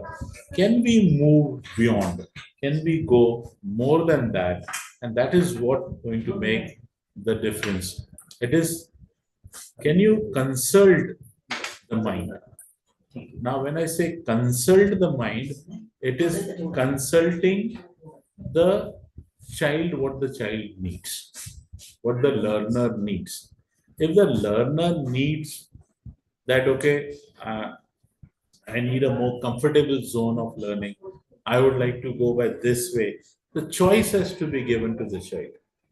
Today, we find it out this inner voice is in a sleeping mode. We find it out this is not coming up front. It is gone back foot because we are more dominated by our intellectual force. We always say, because we do a lot of calculations, we say whether this is good for us or not, whether this is bad for us, what is that? So, listening to the inner voice and at times listening to our inner voice also, you all, the participants, when you have last listened to your inner voice, you can question yourself that no, most of the times it is the brain, most of the times it is your emotions, most of the times it is your body, which dominates your decisions more than your inner bodies, than your inner voice. It should actually come from your deep inside that what you like to do. And that makes the whole difference. And at the end, if you talk about the holistic education and holistic vision, it has to do something with the spirituality also. But over here, the spirituality concept is nothing to do with the religion, nothing to do with any specific cult or it. It talks about how we are going to live in the harmony, how we are going to coexist in this diversified nation where we have so many religions, so many castes, so many subcastes, so many class of people coming from different walks of life, how we are going to coexist, how we are going to live in harmony, then in disharmony. As a teacher, as a facilitator, my job is to see that my learner is safe, secure in every aspect, emotionally, spiritually, physically, intellectually, every aspect. So, spirituality, when we talk about, it is of harmonizing, it is about balancing, and it will come when we have living in harmony ourselves.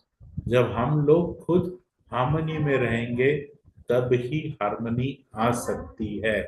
It's simple. If you are in a disharmony, if your body is saying something different, if your intellectual is saying something different, and if your emotions are saying different, you are in disharmony. You will be harmony when everyone is matched. Your emotions are matched, your physical needs are matched, and your intellectual is also saying the same. Then you are in a harmony. So when we talk about spiritual, it is all about, in Hindi, if you would like to know, it is sadabhava. It is living in coexisting together with diversified, with different demographic people coming together. In a classroom, you might have seen there are 50 students, 60 students, or 100 students. They come from different demographies. They come from different background. They come from different ideologies. They come from different religion. They come from different castes. As a facilitator, as a teacher, my job is to see that they all are in harmony. And if we talk about spirituality, it is something which has to do with living in harmony without hurting each other. The prime aim is that we are not supposed to hurt each other. Normally, we hurt people by words. We need not to do that. So that is what is NEP has a holistic vision. And the holistic vision is working on every aspect. Every aspect.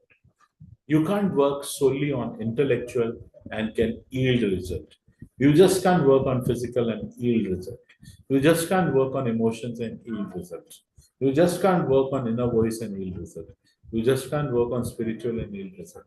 You are supposed to work on every aspect, and that is where the holistic personality is made. And in that, skill development is also one of the aspects which we are supposed to pick up, which we are supposed to do, irrespective of the faculty, irrespective of the subject, irrespective of the domain. We all are supposed to see how we are going to do it.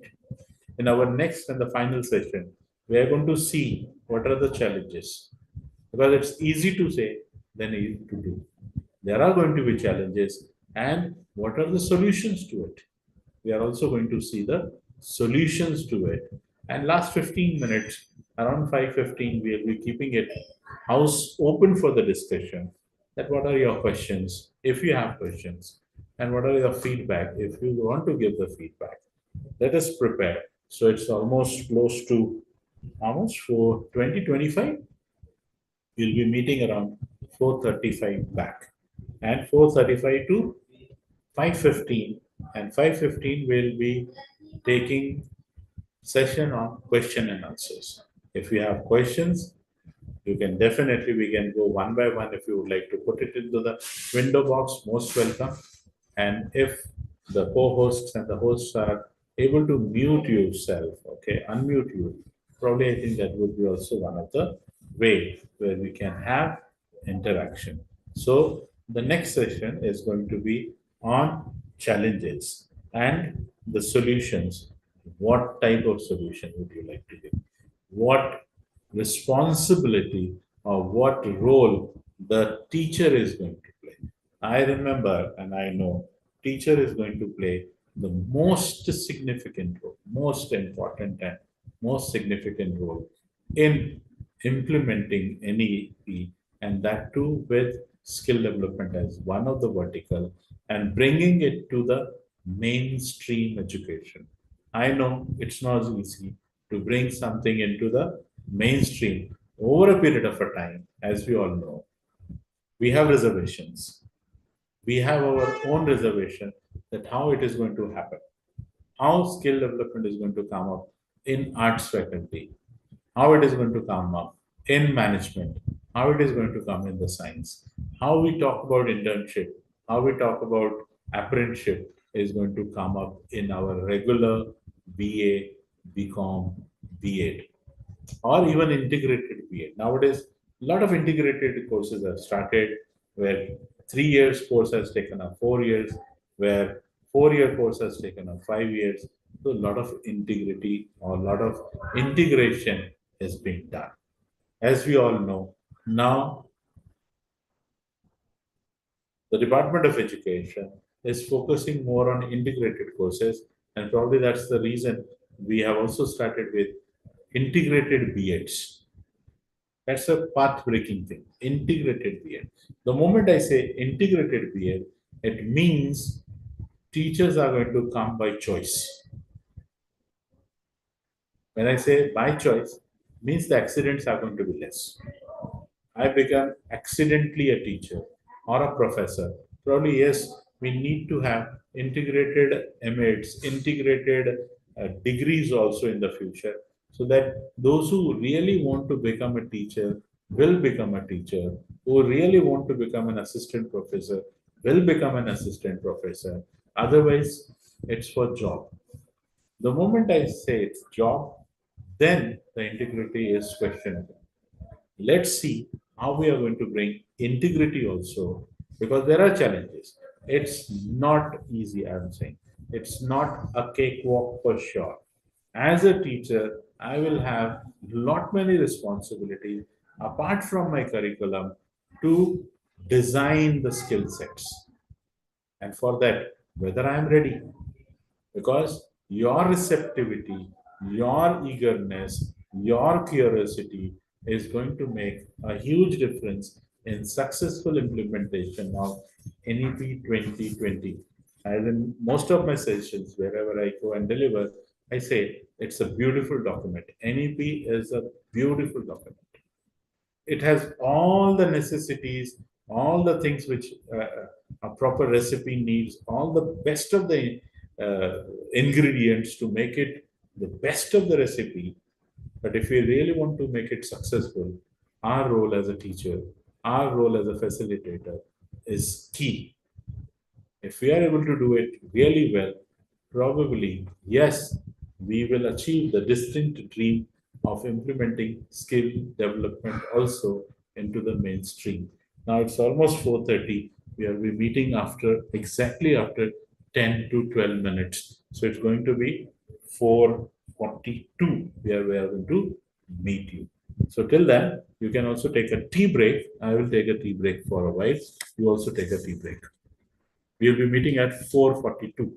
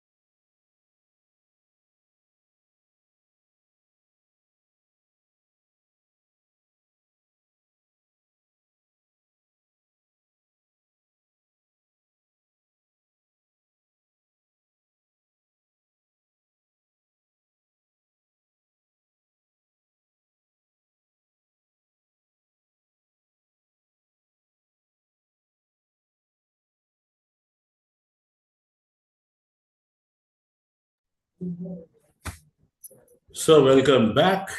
Okay. And where we have left, it was what are the challenges we are going to face in implementing skill development at our colleges and universities. As we all know, and we are fully aware, the first and the foremost challenge which we are going to face is going to face the resistance. As we all know, human beings are made to resist for any change. अगर हम बात करें कि सबसे पहले जो प्रतिक्रिया क्या होगी वो शायद रेजिस्टेंस आता है कि ये शायद पॉसिबल नहीं है, ये हो नहीं पाएगा, ये स्किल डेवलपमेंट का जो है ये पॉसिबल नहीं है। कुछ टीचर्स शायद हेजिटेट रहेंगी अडॉप्ट करने के लिए स्किल बेस्ड पेडागोजी को, क्योंकि हम लोग एक बहुत कन्वेंशनल थॉट से आए हैं। We all are from a conventional thought कि this is a set pattern. Okay, sometimes we even cannot imagine skill development in happening in BA course, because out of question, okay, why a graduate student need to have a skill development? Why somebody, how somebody is from the language department is going to have a skill development, how somebody from a history department is going to have a skill development, how somebody. So resistance, first and the foremost, is going to be resistance, that is pratikar. Not all the teachers, I'm saying not all the teachers, but few of the teachers from the community, teachers community, will definitely like to resist it because they may have their own apprehensions. Now, apprehensions can be logical, no doubt about it. They are going to be logical because we all are from intellectual backgrounds. Okay, so whenever we resist with the logic, we resist with the force behind it. Why I am resisting to it? And the solution may be sensitizing the teachers. We need to sensitize that this is the need of the hour. If we fail to do it, probably we will be failing in our purpose to be a teacher. It is a need of the sensitizing ourselves, accepting it somewhere. Yes, it is required.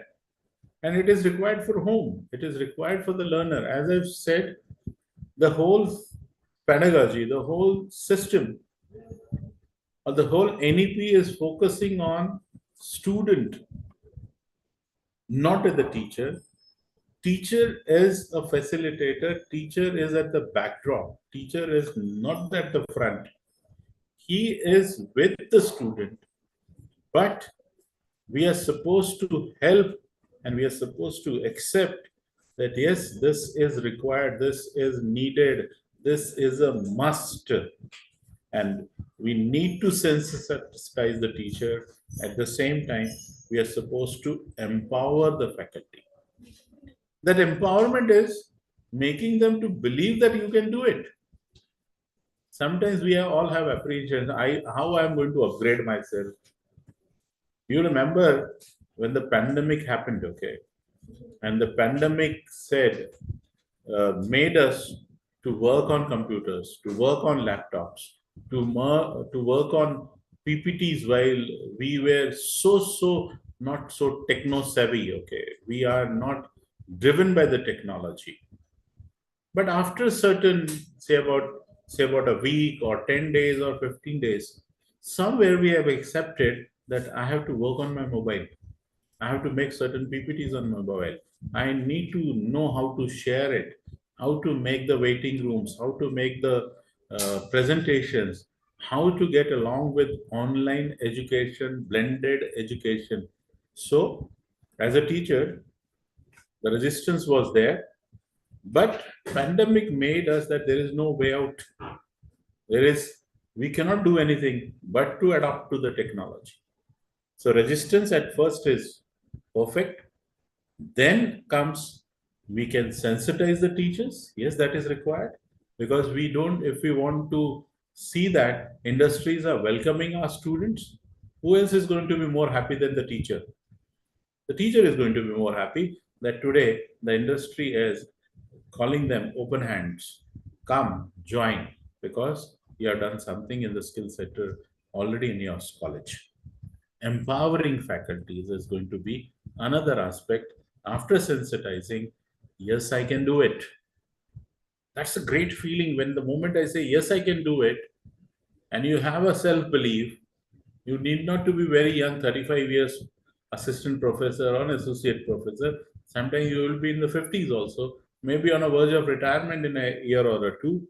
But still, we have so many things left in us that we can empower ourselves so that the next generation, your subordinates, your colleagues, should able to understand your psychology too. Even.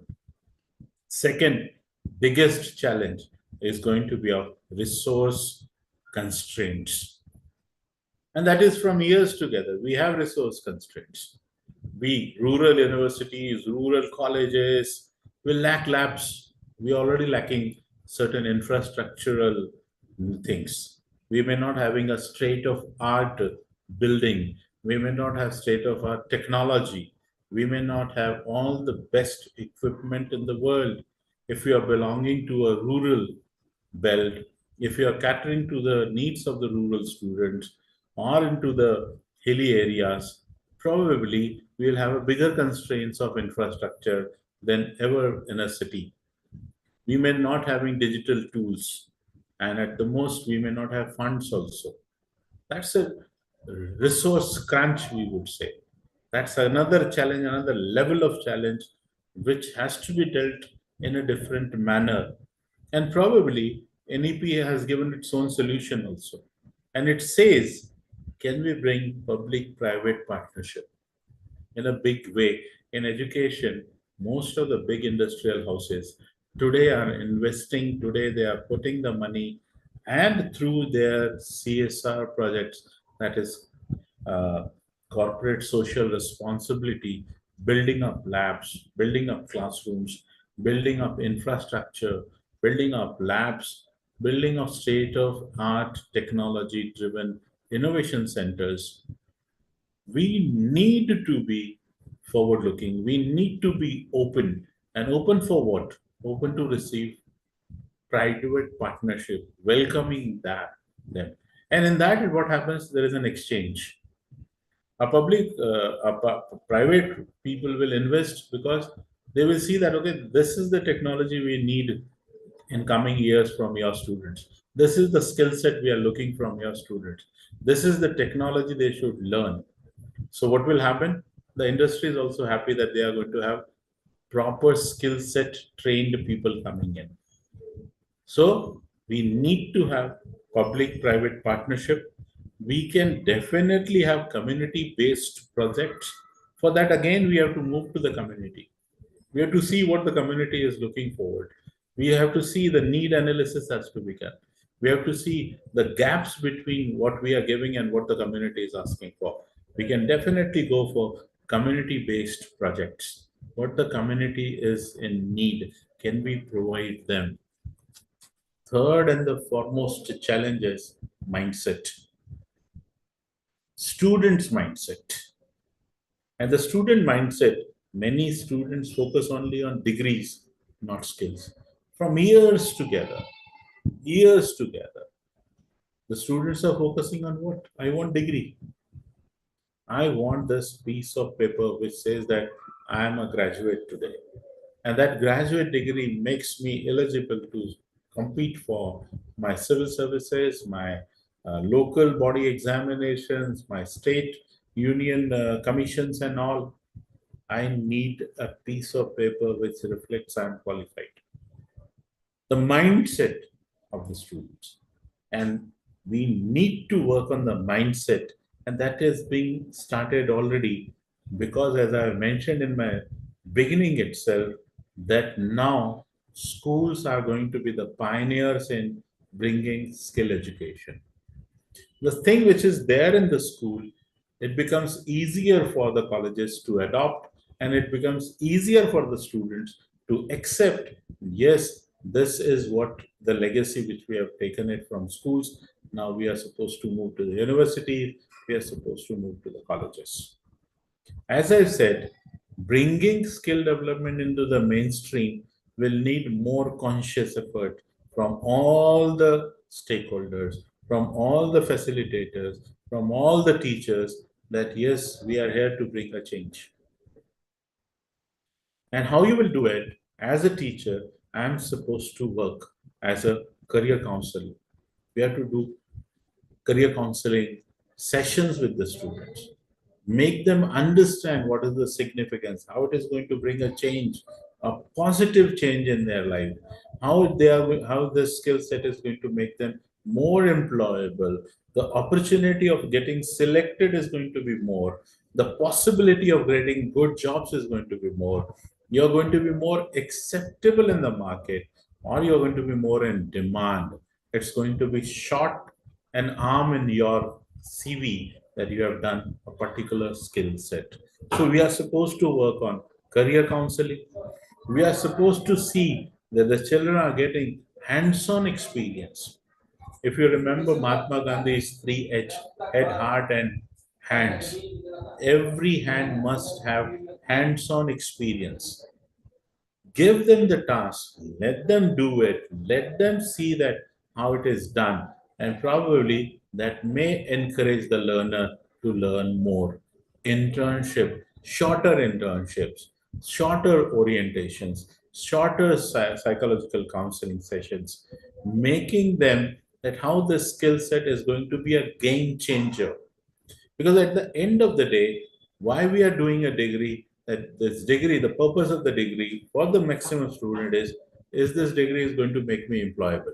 Is this degree is going to give me a better job? Is this degree is going to give me a different, good livelihood, good standard of living? Is going to bring a change in my perspective, my social status, my economical status. The moment I introduce skill sets, the moment I introduce skill development, I need to propagate in a right spirit. I need to do that, convincing people, learners, that this is something which we all were awaiting. That means I need not to show my rigidity to them. The moment I show my rigidity, it is going to transfer a negative energy to the children also. First of all, I need to remove my own resistance. Yes, it's possible. We are going to do it, and we are going to do it for the benefit of the students. And it's going to make a sea change in the lives of the students, and that is should be the focus. That is where you are supposed to find this idea that how skill development is going to make a huge change when we talk about the West world, when we talk about the Europe, when we talk about Japan, when we talk about China. Early school skill intervention is the key of industrialization, is the key of economical growth, is the key of uh, growth in agriculture sector and everywhere. So we need to sensitize, we need to show cause success stories to them, because success stories is something which connects with the learner. You can bring out your old alumni, okay, you can bring your old students, how they are doing successfully in their respective business, in their respective uh, job profile, how this college, how the school skill has improvised there, or how it has made learning more enjoyable, learning more enriching, and going for a particular job made more easier for them. So live show causing success stories, live. The students, those who are passed out from the same college, the students will connect with the past students much faster than calling up a great motivational speaker. Will not going to work out. But if I can connected with my own past student, nothing like that, because he has gone through the same thing. He has accepted, gone through the same challenges. So successful stories will definitely going to bring a change. Number four challenge, which is their industrial linkages. That's a challenge, okay? That's a big challenge when we talk about industrial linkages, because in some parts of the country, we may have limited industry participation in curriculum design. That's quite possible. Everywhere we don't have industries, everywhere we don't have industries, academia interface. Everywhere we are not having big industrial houses coming on in big ways. In some cases, it may be very small. In some places, it may not be having any industries close to 40 or 50 kilometer of radius. That's quite possible. That's quite the thing which we are supposed to see. At times, it may be that so many colleges in a single habitat, in a single demography, less number of industries. That may be a challenge again, because where the industry will go, to all the 10 colleges or 10 institutions or 2 universities, where these industries will go. So we need to see that we are supposed to, how we are going to overcome this, creating university industry bonds. Sometime it may be far away. We don't need it every month, the industry should come. Maybe a single visit to the industry. But can we create a boards where people from the industries can bring their expertise to this college? Can we sign MOUs? MOUs doesn't mean that I need an industry next to my door. That's never going to happen.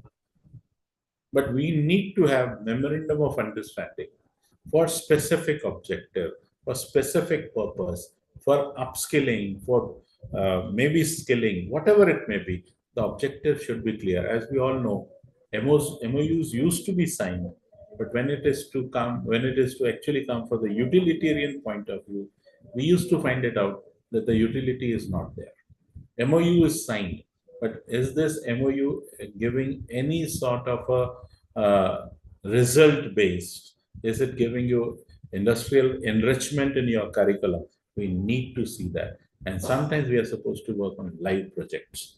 It's like hands-on experience. It's like learning by doing it. It can be in your campus. Okay.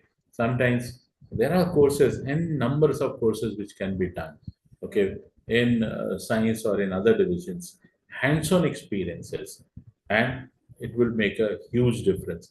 For example, a psychology student, okay, can go for an internship with a, public health sector. Don't need an industry for that. A public health sector.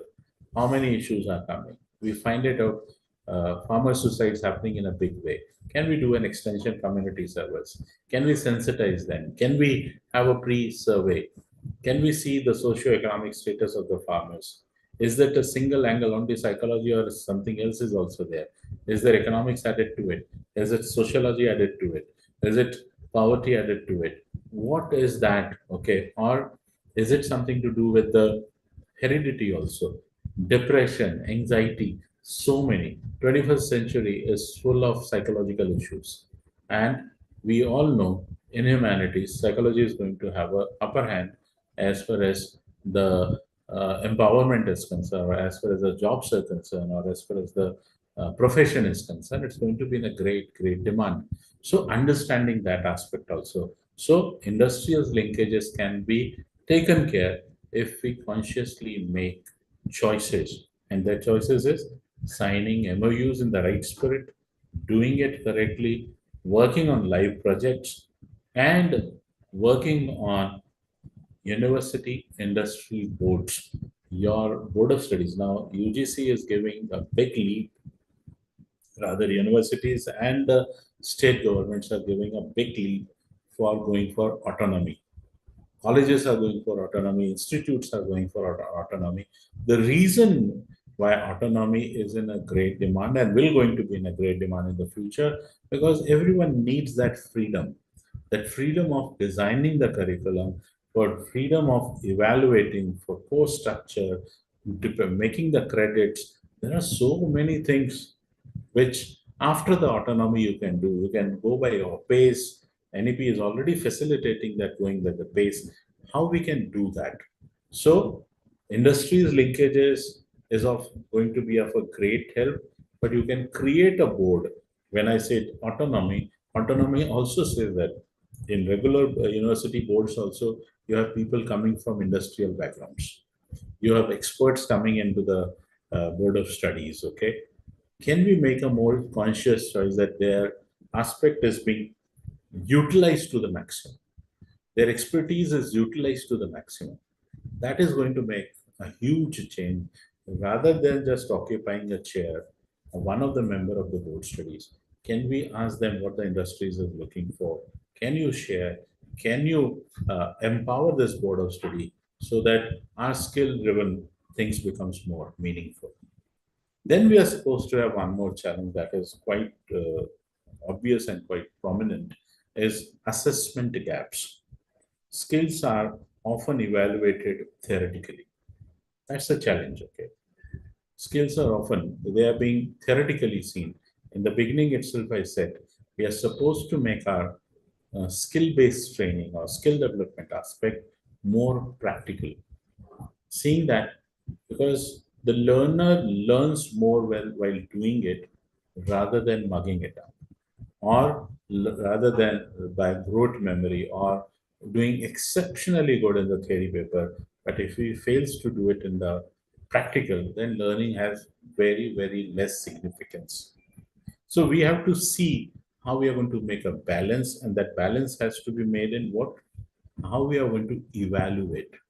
And it's not one-sided evaluation only theoretically, but we have to see how we are going to do it. It can be practical exams. The solution is practical exams. And at the same time, peer evaluation.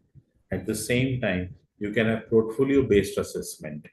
There are ways to do it to see that whether the learner has actually learned practical knowledge or not. The best would be having practical exams.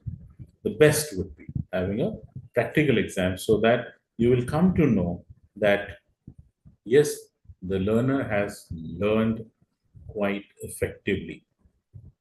And what is the faculty role? Okay, the faculty role is very, very significant. I would like to say if this whole NEP and skill development, or for that aspect, any aspect has to be successfully implemented or has to be successfully implemented, faculty is going to play key role into it. Without faculty, because teacher training programs are going to be the must, because what skill set I am having today may not match with what I require for tomorrow. I need to upgrade myself as a teacher. I can't be living in stone ages. I can't be somebody who was 5 years back. I will not able to compete with my learner today. So I need to upgrade. I need to go at least at the level which my learner is when it comes to technology, when it comes to something different. I need proper teachers training programs and teachers at the heart of the skill development. There may be teachers, those who may be good from the mind, good from the intellect, but to make it successful, we need a teacher who is working from the heart, the one who feels it out from dil se, the one who sees that, okay, I have to imbibe, I have to take this because I am a teacher by heart. Teachers are not just knowledge providers. You are not just going to give them the knowledge. Knowledge is there, information is there. Work on, see on Google, or see on ChatGPT. There are so many AI tools which will give them a lot of information, a lot of inferences, lot many things. But as a teacher, you are not just knowledge provider, but you are supposed to make them skill enabled. How to deal with the crisis as a counselor, psychological counselor, how to help somebody to come out of the depression, how to make somebody to face failures, how to make somebody to be more adaptable, so receptive, open-minded, out of the prejudices, non-judgmental. All this needs skill sets. All that needs, you are supposed to enable your learner, giving it your first-hand experiences. You, as an experienced individual, are quite rich by the way of experience, indirect, direct, so many experiences which will make your learner more skill enabled. You are supposed to be the mentor, the one who identifies the potential in the child. As a teacher, my job is to find out the potential of my learner.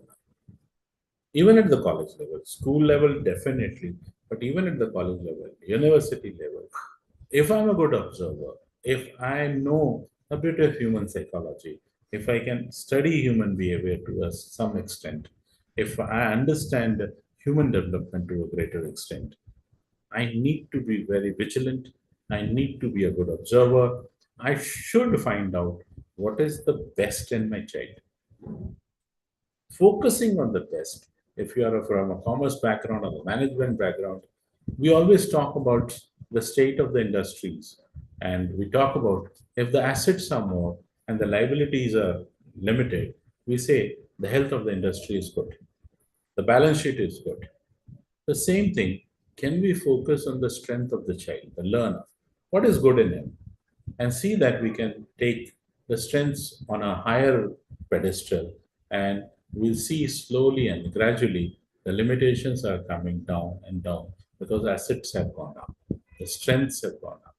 So, as a teacher, as a mentor, I need to work personally. Sometimes you need to give them personal guidance. Sometimes you need to give them personal assurance. Sometimes you have to keep the aspiration burning in them that you are good. At times, the times are not good, but your goodness still remains too good. Making them to believe in themselves. Okay. And that can happen only when you are a very, very objective driven mentor and you become a facilitator. I'm using this word time and again in my 3 hour session, facilitator, because facilitator is somebody who just guides. We normally do it for our PhD students, for our research students. What we do normally, we guide them. And that is what is exactly needed at the college level also.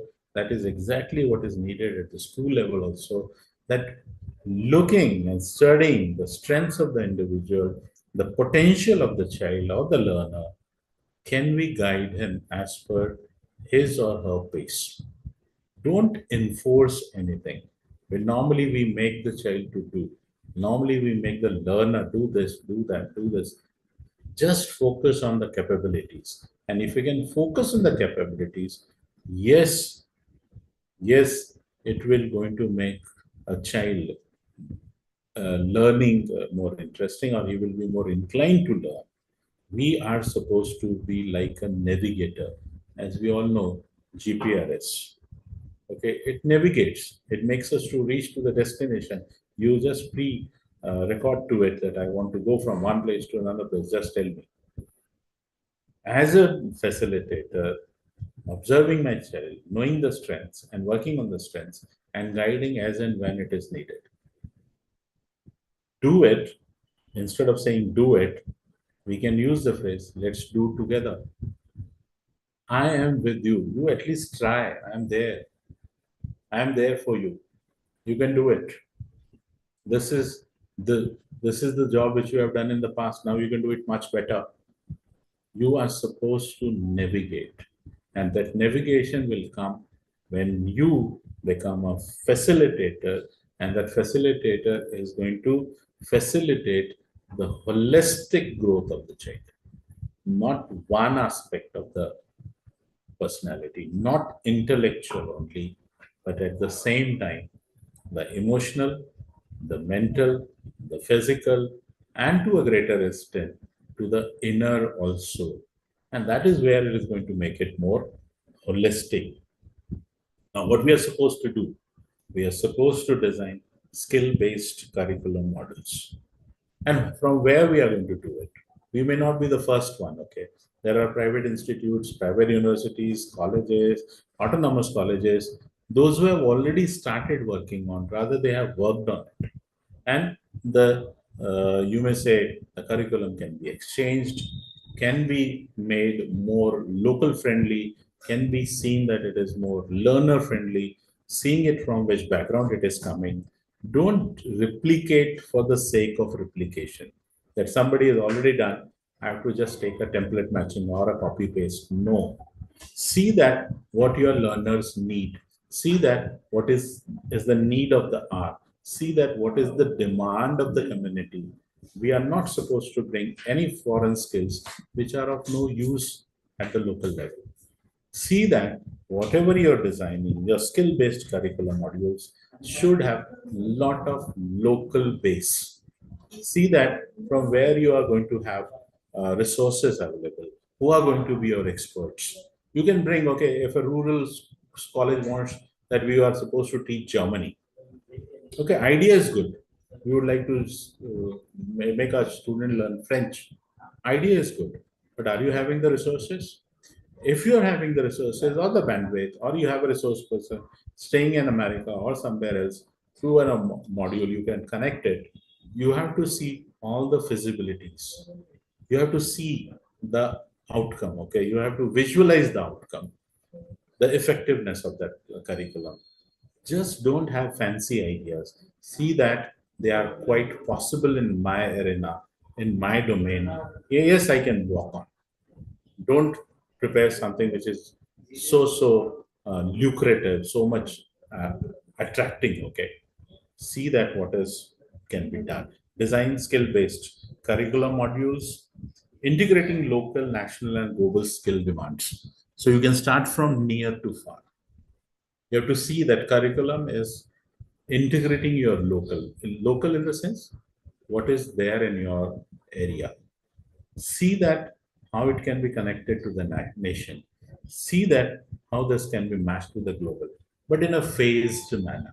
Start from local, national, and international.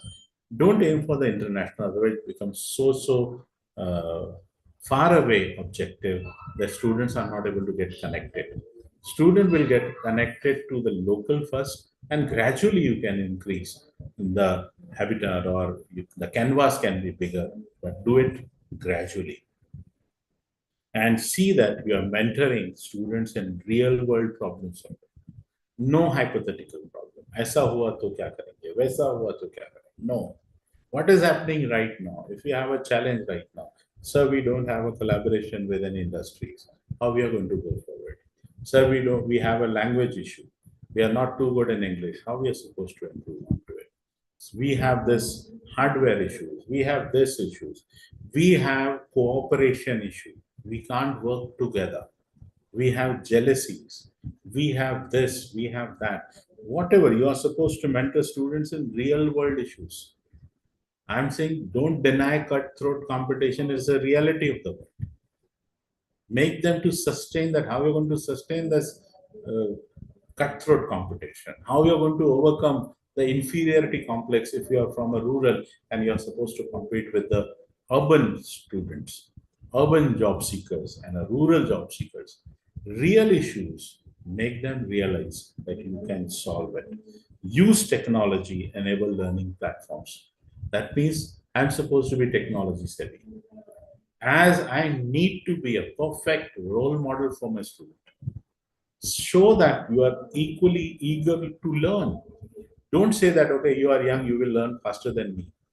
And it is your cup of tea. You can do it. I am now in 40s. I am now in 50s. No, I have people, those who are learning foreign language even at the age of 82 because their grandson is in Germany and he or she wants to learn Germany so that they can speak Germany properly, so that the boy, the grandson is not learning wrong Germany. So motivation can come at any level, at any age. Age cannot be the bar. Age cannot be a stopping stone. Should be a stepping stone for you. It should not hinder you, but it should motivate you. Yes, I can do it, and I will learn with you. Rather, make your students at one point of a time your technology teacher who will teach you how you can do this best. Sir, we can do it like this. How to merge two slides together, how to make presentation. Now it's easier that you can make presentations on all the platforms, Zoom and Google and whatnot, okay? But at times it was really challenging how to share the screen. But at one point of a time, your own son, your own daughter, or your own student might have taught you, okay, sir, this is very easy, you can do it out. In a flash of a minute, you can do it. How to copy, how to make PPTs, how to make so many things, okay? Accepting your limitation and telling your student is a great way of learning. See that You are using technology enabled learning platforms. You can use Udemy, you can use MOOCs. Keep on learning because there are lot many platforms, okay, which keeps knowledge free of cost.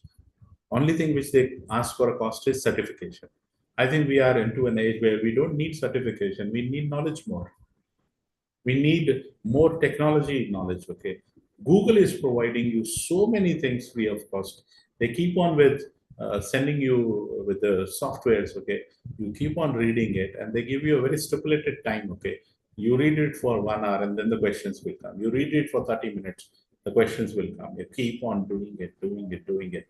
And digital is the reality, okay. We cannot deny digital platforms coming in a big way. Understand that. Ensure inclusivity in differently abled, rural, marginalized learners everywhere. We can't just say that, okay, you are from this area, you're from that area, you're from marginalized learner. No, bring them together. It is inclusivity which is going to make a very, very big impact in that.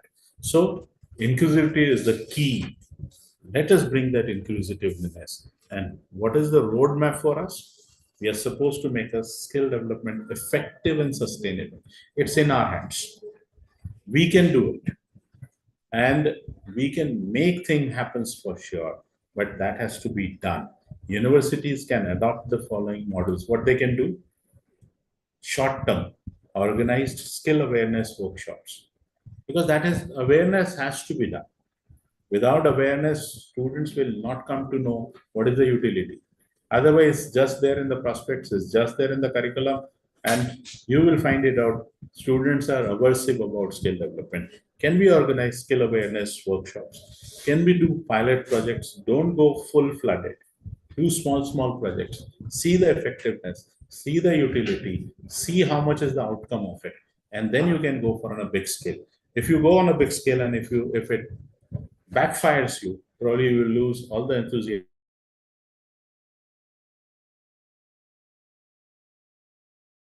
Have faculty training quite often.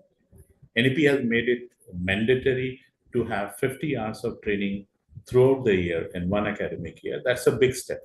50 hours are not less. And if you calculate it out, it's a good number. 50 hours every year, upskilling yourself, learning yourself. Then you can have medium terms, introduce multidisciplinary activities, strengthen industries linkages, and create incubation centers. You can have incubation in clustering, okay? 5 colleges, 4 colleges, 2 colleges, 3 colleges. If you are a far flung, you can have one single college having an incubation center. Small, don't go for a big. We always see it out. Oh, big is beautiful. No, small things are equally beautiful. Go in small, and you will find the things. Long-term goals, institutional skill policy. You must know what is your skill policy, what you need after 5 years, what you need after 10 years. That's why whenever we have NAC and other accreditation committees coming in, they definitely ask you a vision and the mission. What you're thinking down the lane 50 years, 20 years, 25 years. Then you said, oh, we want affordable. We are giving affordable education at bare minimum cost, and we would like to give the best skill set to the world. We would like to give the best skill to the best. So see that employability as happening. At the same time, we are supposed to align with international collaborations too. That should be a long-term goal. Start with baby steps. Start with small steps, and then you can go for the medium, and ultimately go for a marathon. And marathon needs a lot of endurance. It needs a lot of stamina. It needs a lot of guts. It needs so many things. Okay, see that to ensure that the university becomes hubs of innovation, employability, and holistic human development. The ultimate objective is to have humanistic, holistic, humanistic development. Every aspect of the personality has to be developed. And skill development is one vertical through which we will able to get holistic development. I'm not taking other things apart. I'm saying, yes, we need intellectual development also, we need physical development also, and we need skill development also, because if we are able to do the skill development, we are making them more employable. We are making them ready for industry. So skill development is not an optional add-on, but a very backbone of 2020 NEP 20. It's not an optional anymore. It's compulsory. It's the backbone of NEP 2020 vision and for education. Schools have already initiated the journey from Standard 6. Colleges and universities sustain and expand it in the future. Together, they prepare students to face the challenges of 21st century, because that's our objective. We are supposed to make it. The preamble makes it very clear. We want to make our student globally compatible, our student globally capable to face the challenges and the requirements of the world workforce. As I've said, we are going to be the largest workforce in the world. We will be in demand provided we have the skill set. We just not want to have graduates without skill sets. It's our responsibility that whoever passes out through our college campus has one skill set, and that unique skill set is going to make him more competent, confident, and will bring the character. Any skill without a character is of no use. You're supposed to add values to it. You have to add ethical values to it. You have to add national value to it. If it is not added, probably we are failing in our duty. It is only when the teachers themselves embody skill based. So you are supposed to be a role model. Yes, I am open. Yes, I am ready to learn. I will be your role model because I am also starting from a scratch. I am doing something for the first time in my life. She or he's supposed to be skill based, experiential, student centric learning that India's demographic divide can truly become a world asset. We should become the world leader in providing the best of the human resources, and that can happen only and only and only when we can encourage our students, and before that, we ourselves do it by ourselves. So let's make this NEP 2020 skills segment really applicable, really possible, and see that the spirit in the NEP 2020 when it comes to the skill development is rightly implemented by you all, because you are the one, those who are going to implement in the right spirit. And that can be only happening if you yourself show that eagerness, readiness, and all the positivity, rather than किसने लाया क्यों लाया उससे अच्छा रहेगा अच्छा लाया and we will do it. And that message has to go to the student that this is the most positive thing which has happened in the NEP 2020. With this, we will conclude this session. I have exceeded. I think we have 5 minutes more, but you can definitely put your feedbacks in the windows. Okay, how you felt about it? Is it meaningful for you to know about NEP 2020 and the skill development? You can all put your feedbacks, because that gives the energy to the speaker to speak for the other sessions too. It was fun, and I'm thankful to the university authorities and the director and the course coordinator and assistant director for inviting me to have this session in sensitizing the teachers for NEP 2020 and skill development. Yes, I'm thankful to the Malviya Mission for Teachers Training and Dr. Babasaheb Ambedkar Nagar University. Thank you very much for inviting me.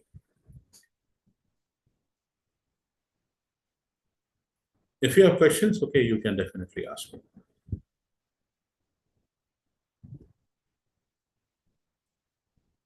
Thank you very much. 40, 43, 142. Yes, there are many, many, many, many people who are putting their, yes, good.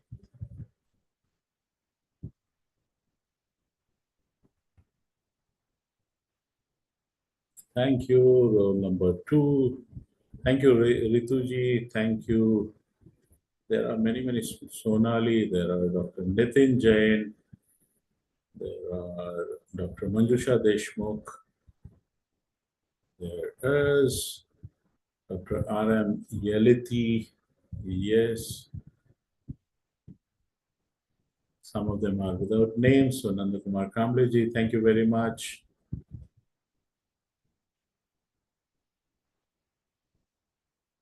Yes, thank you very much. Thank you. Thank you.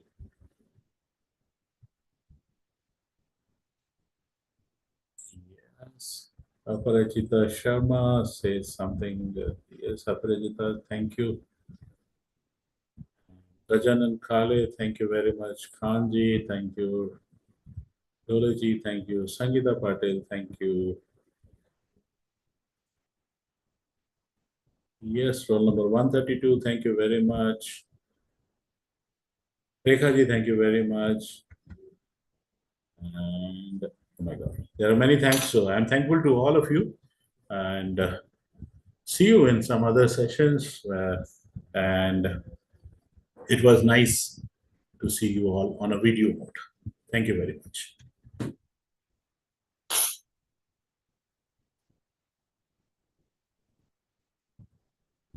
So Rafaji, is it we are supposed to leave now?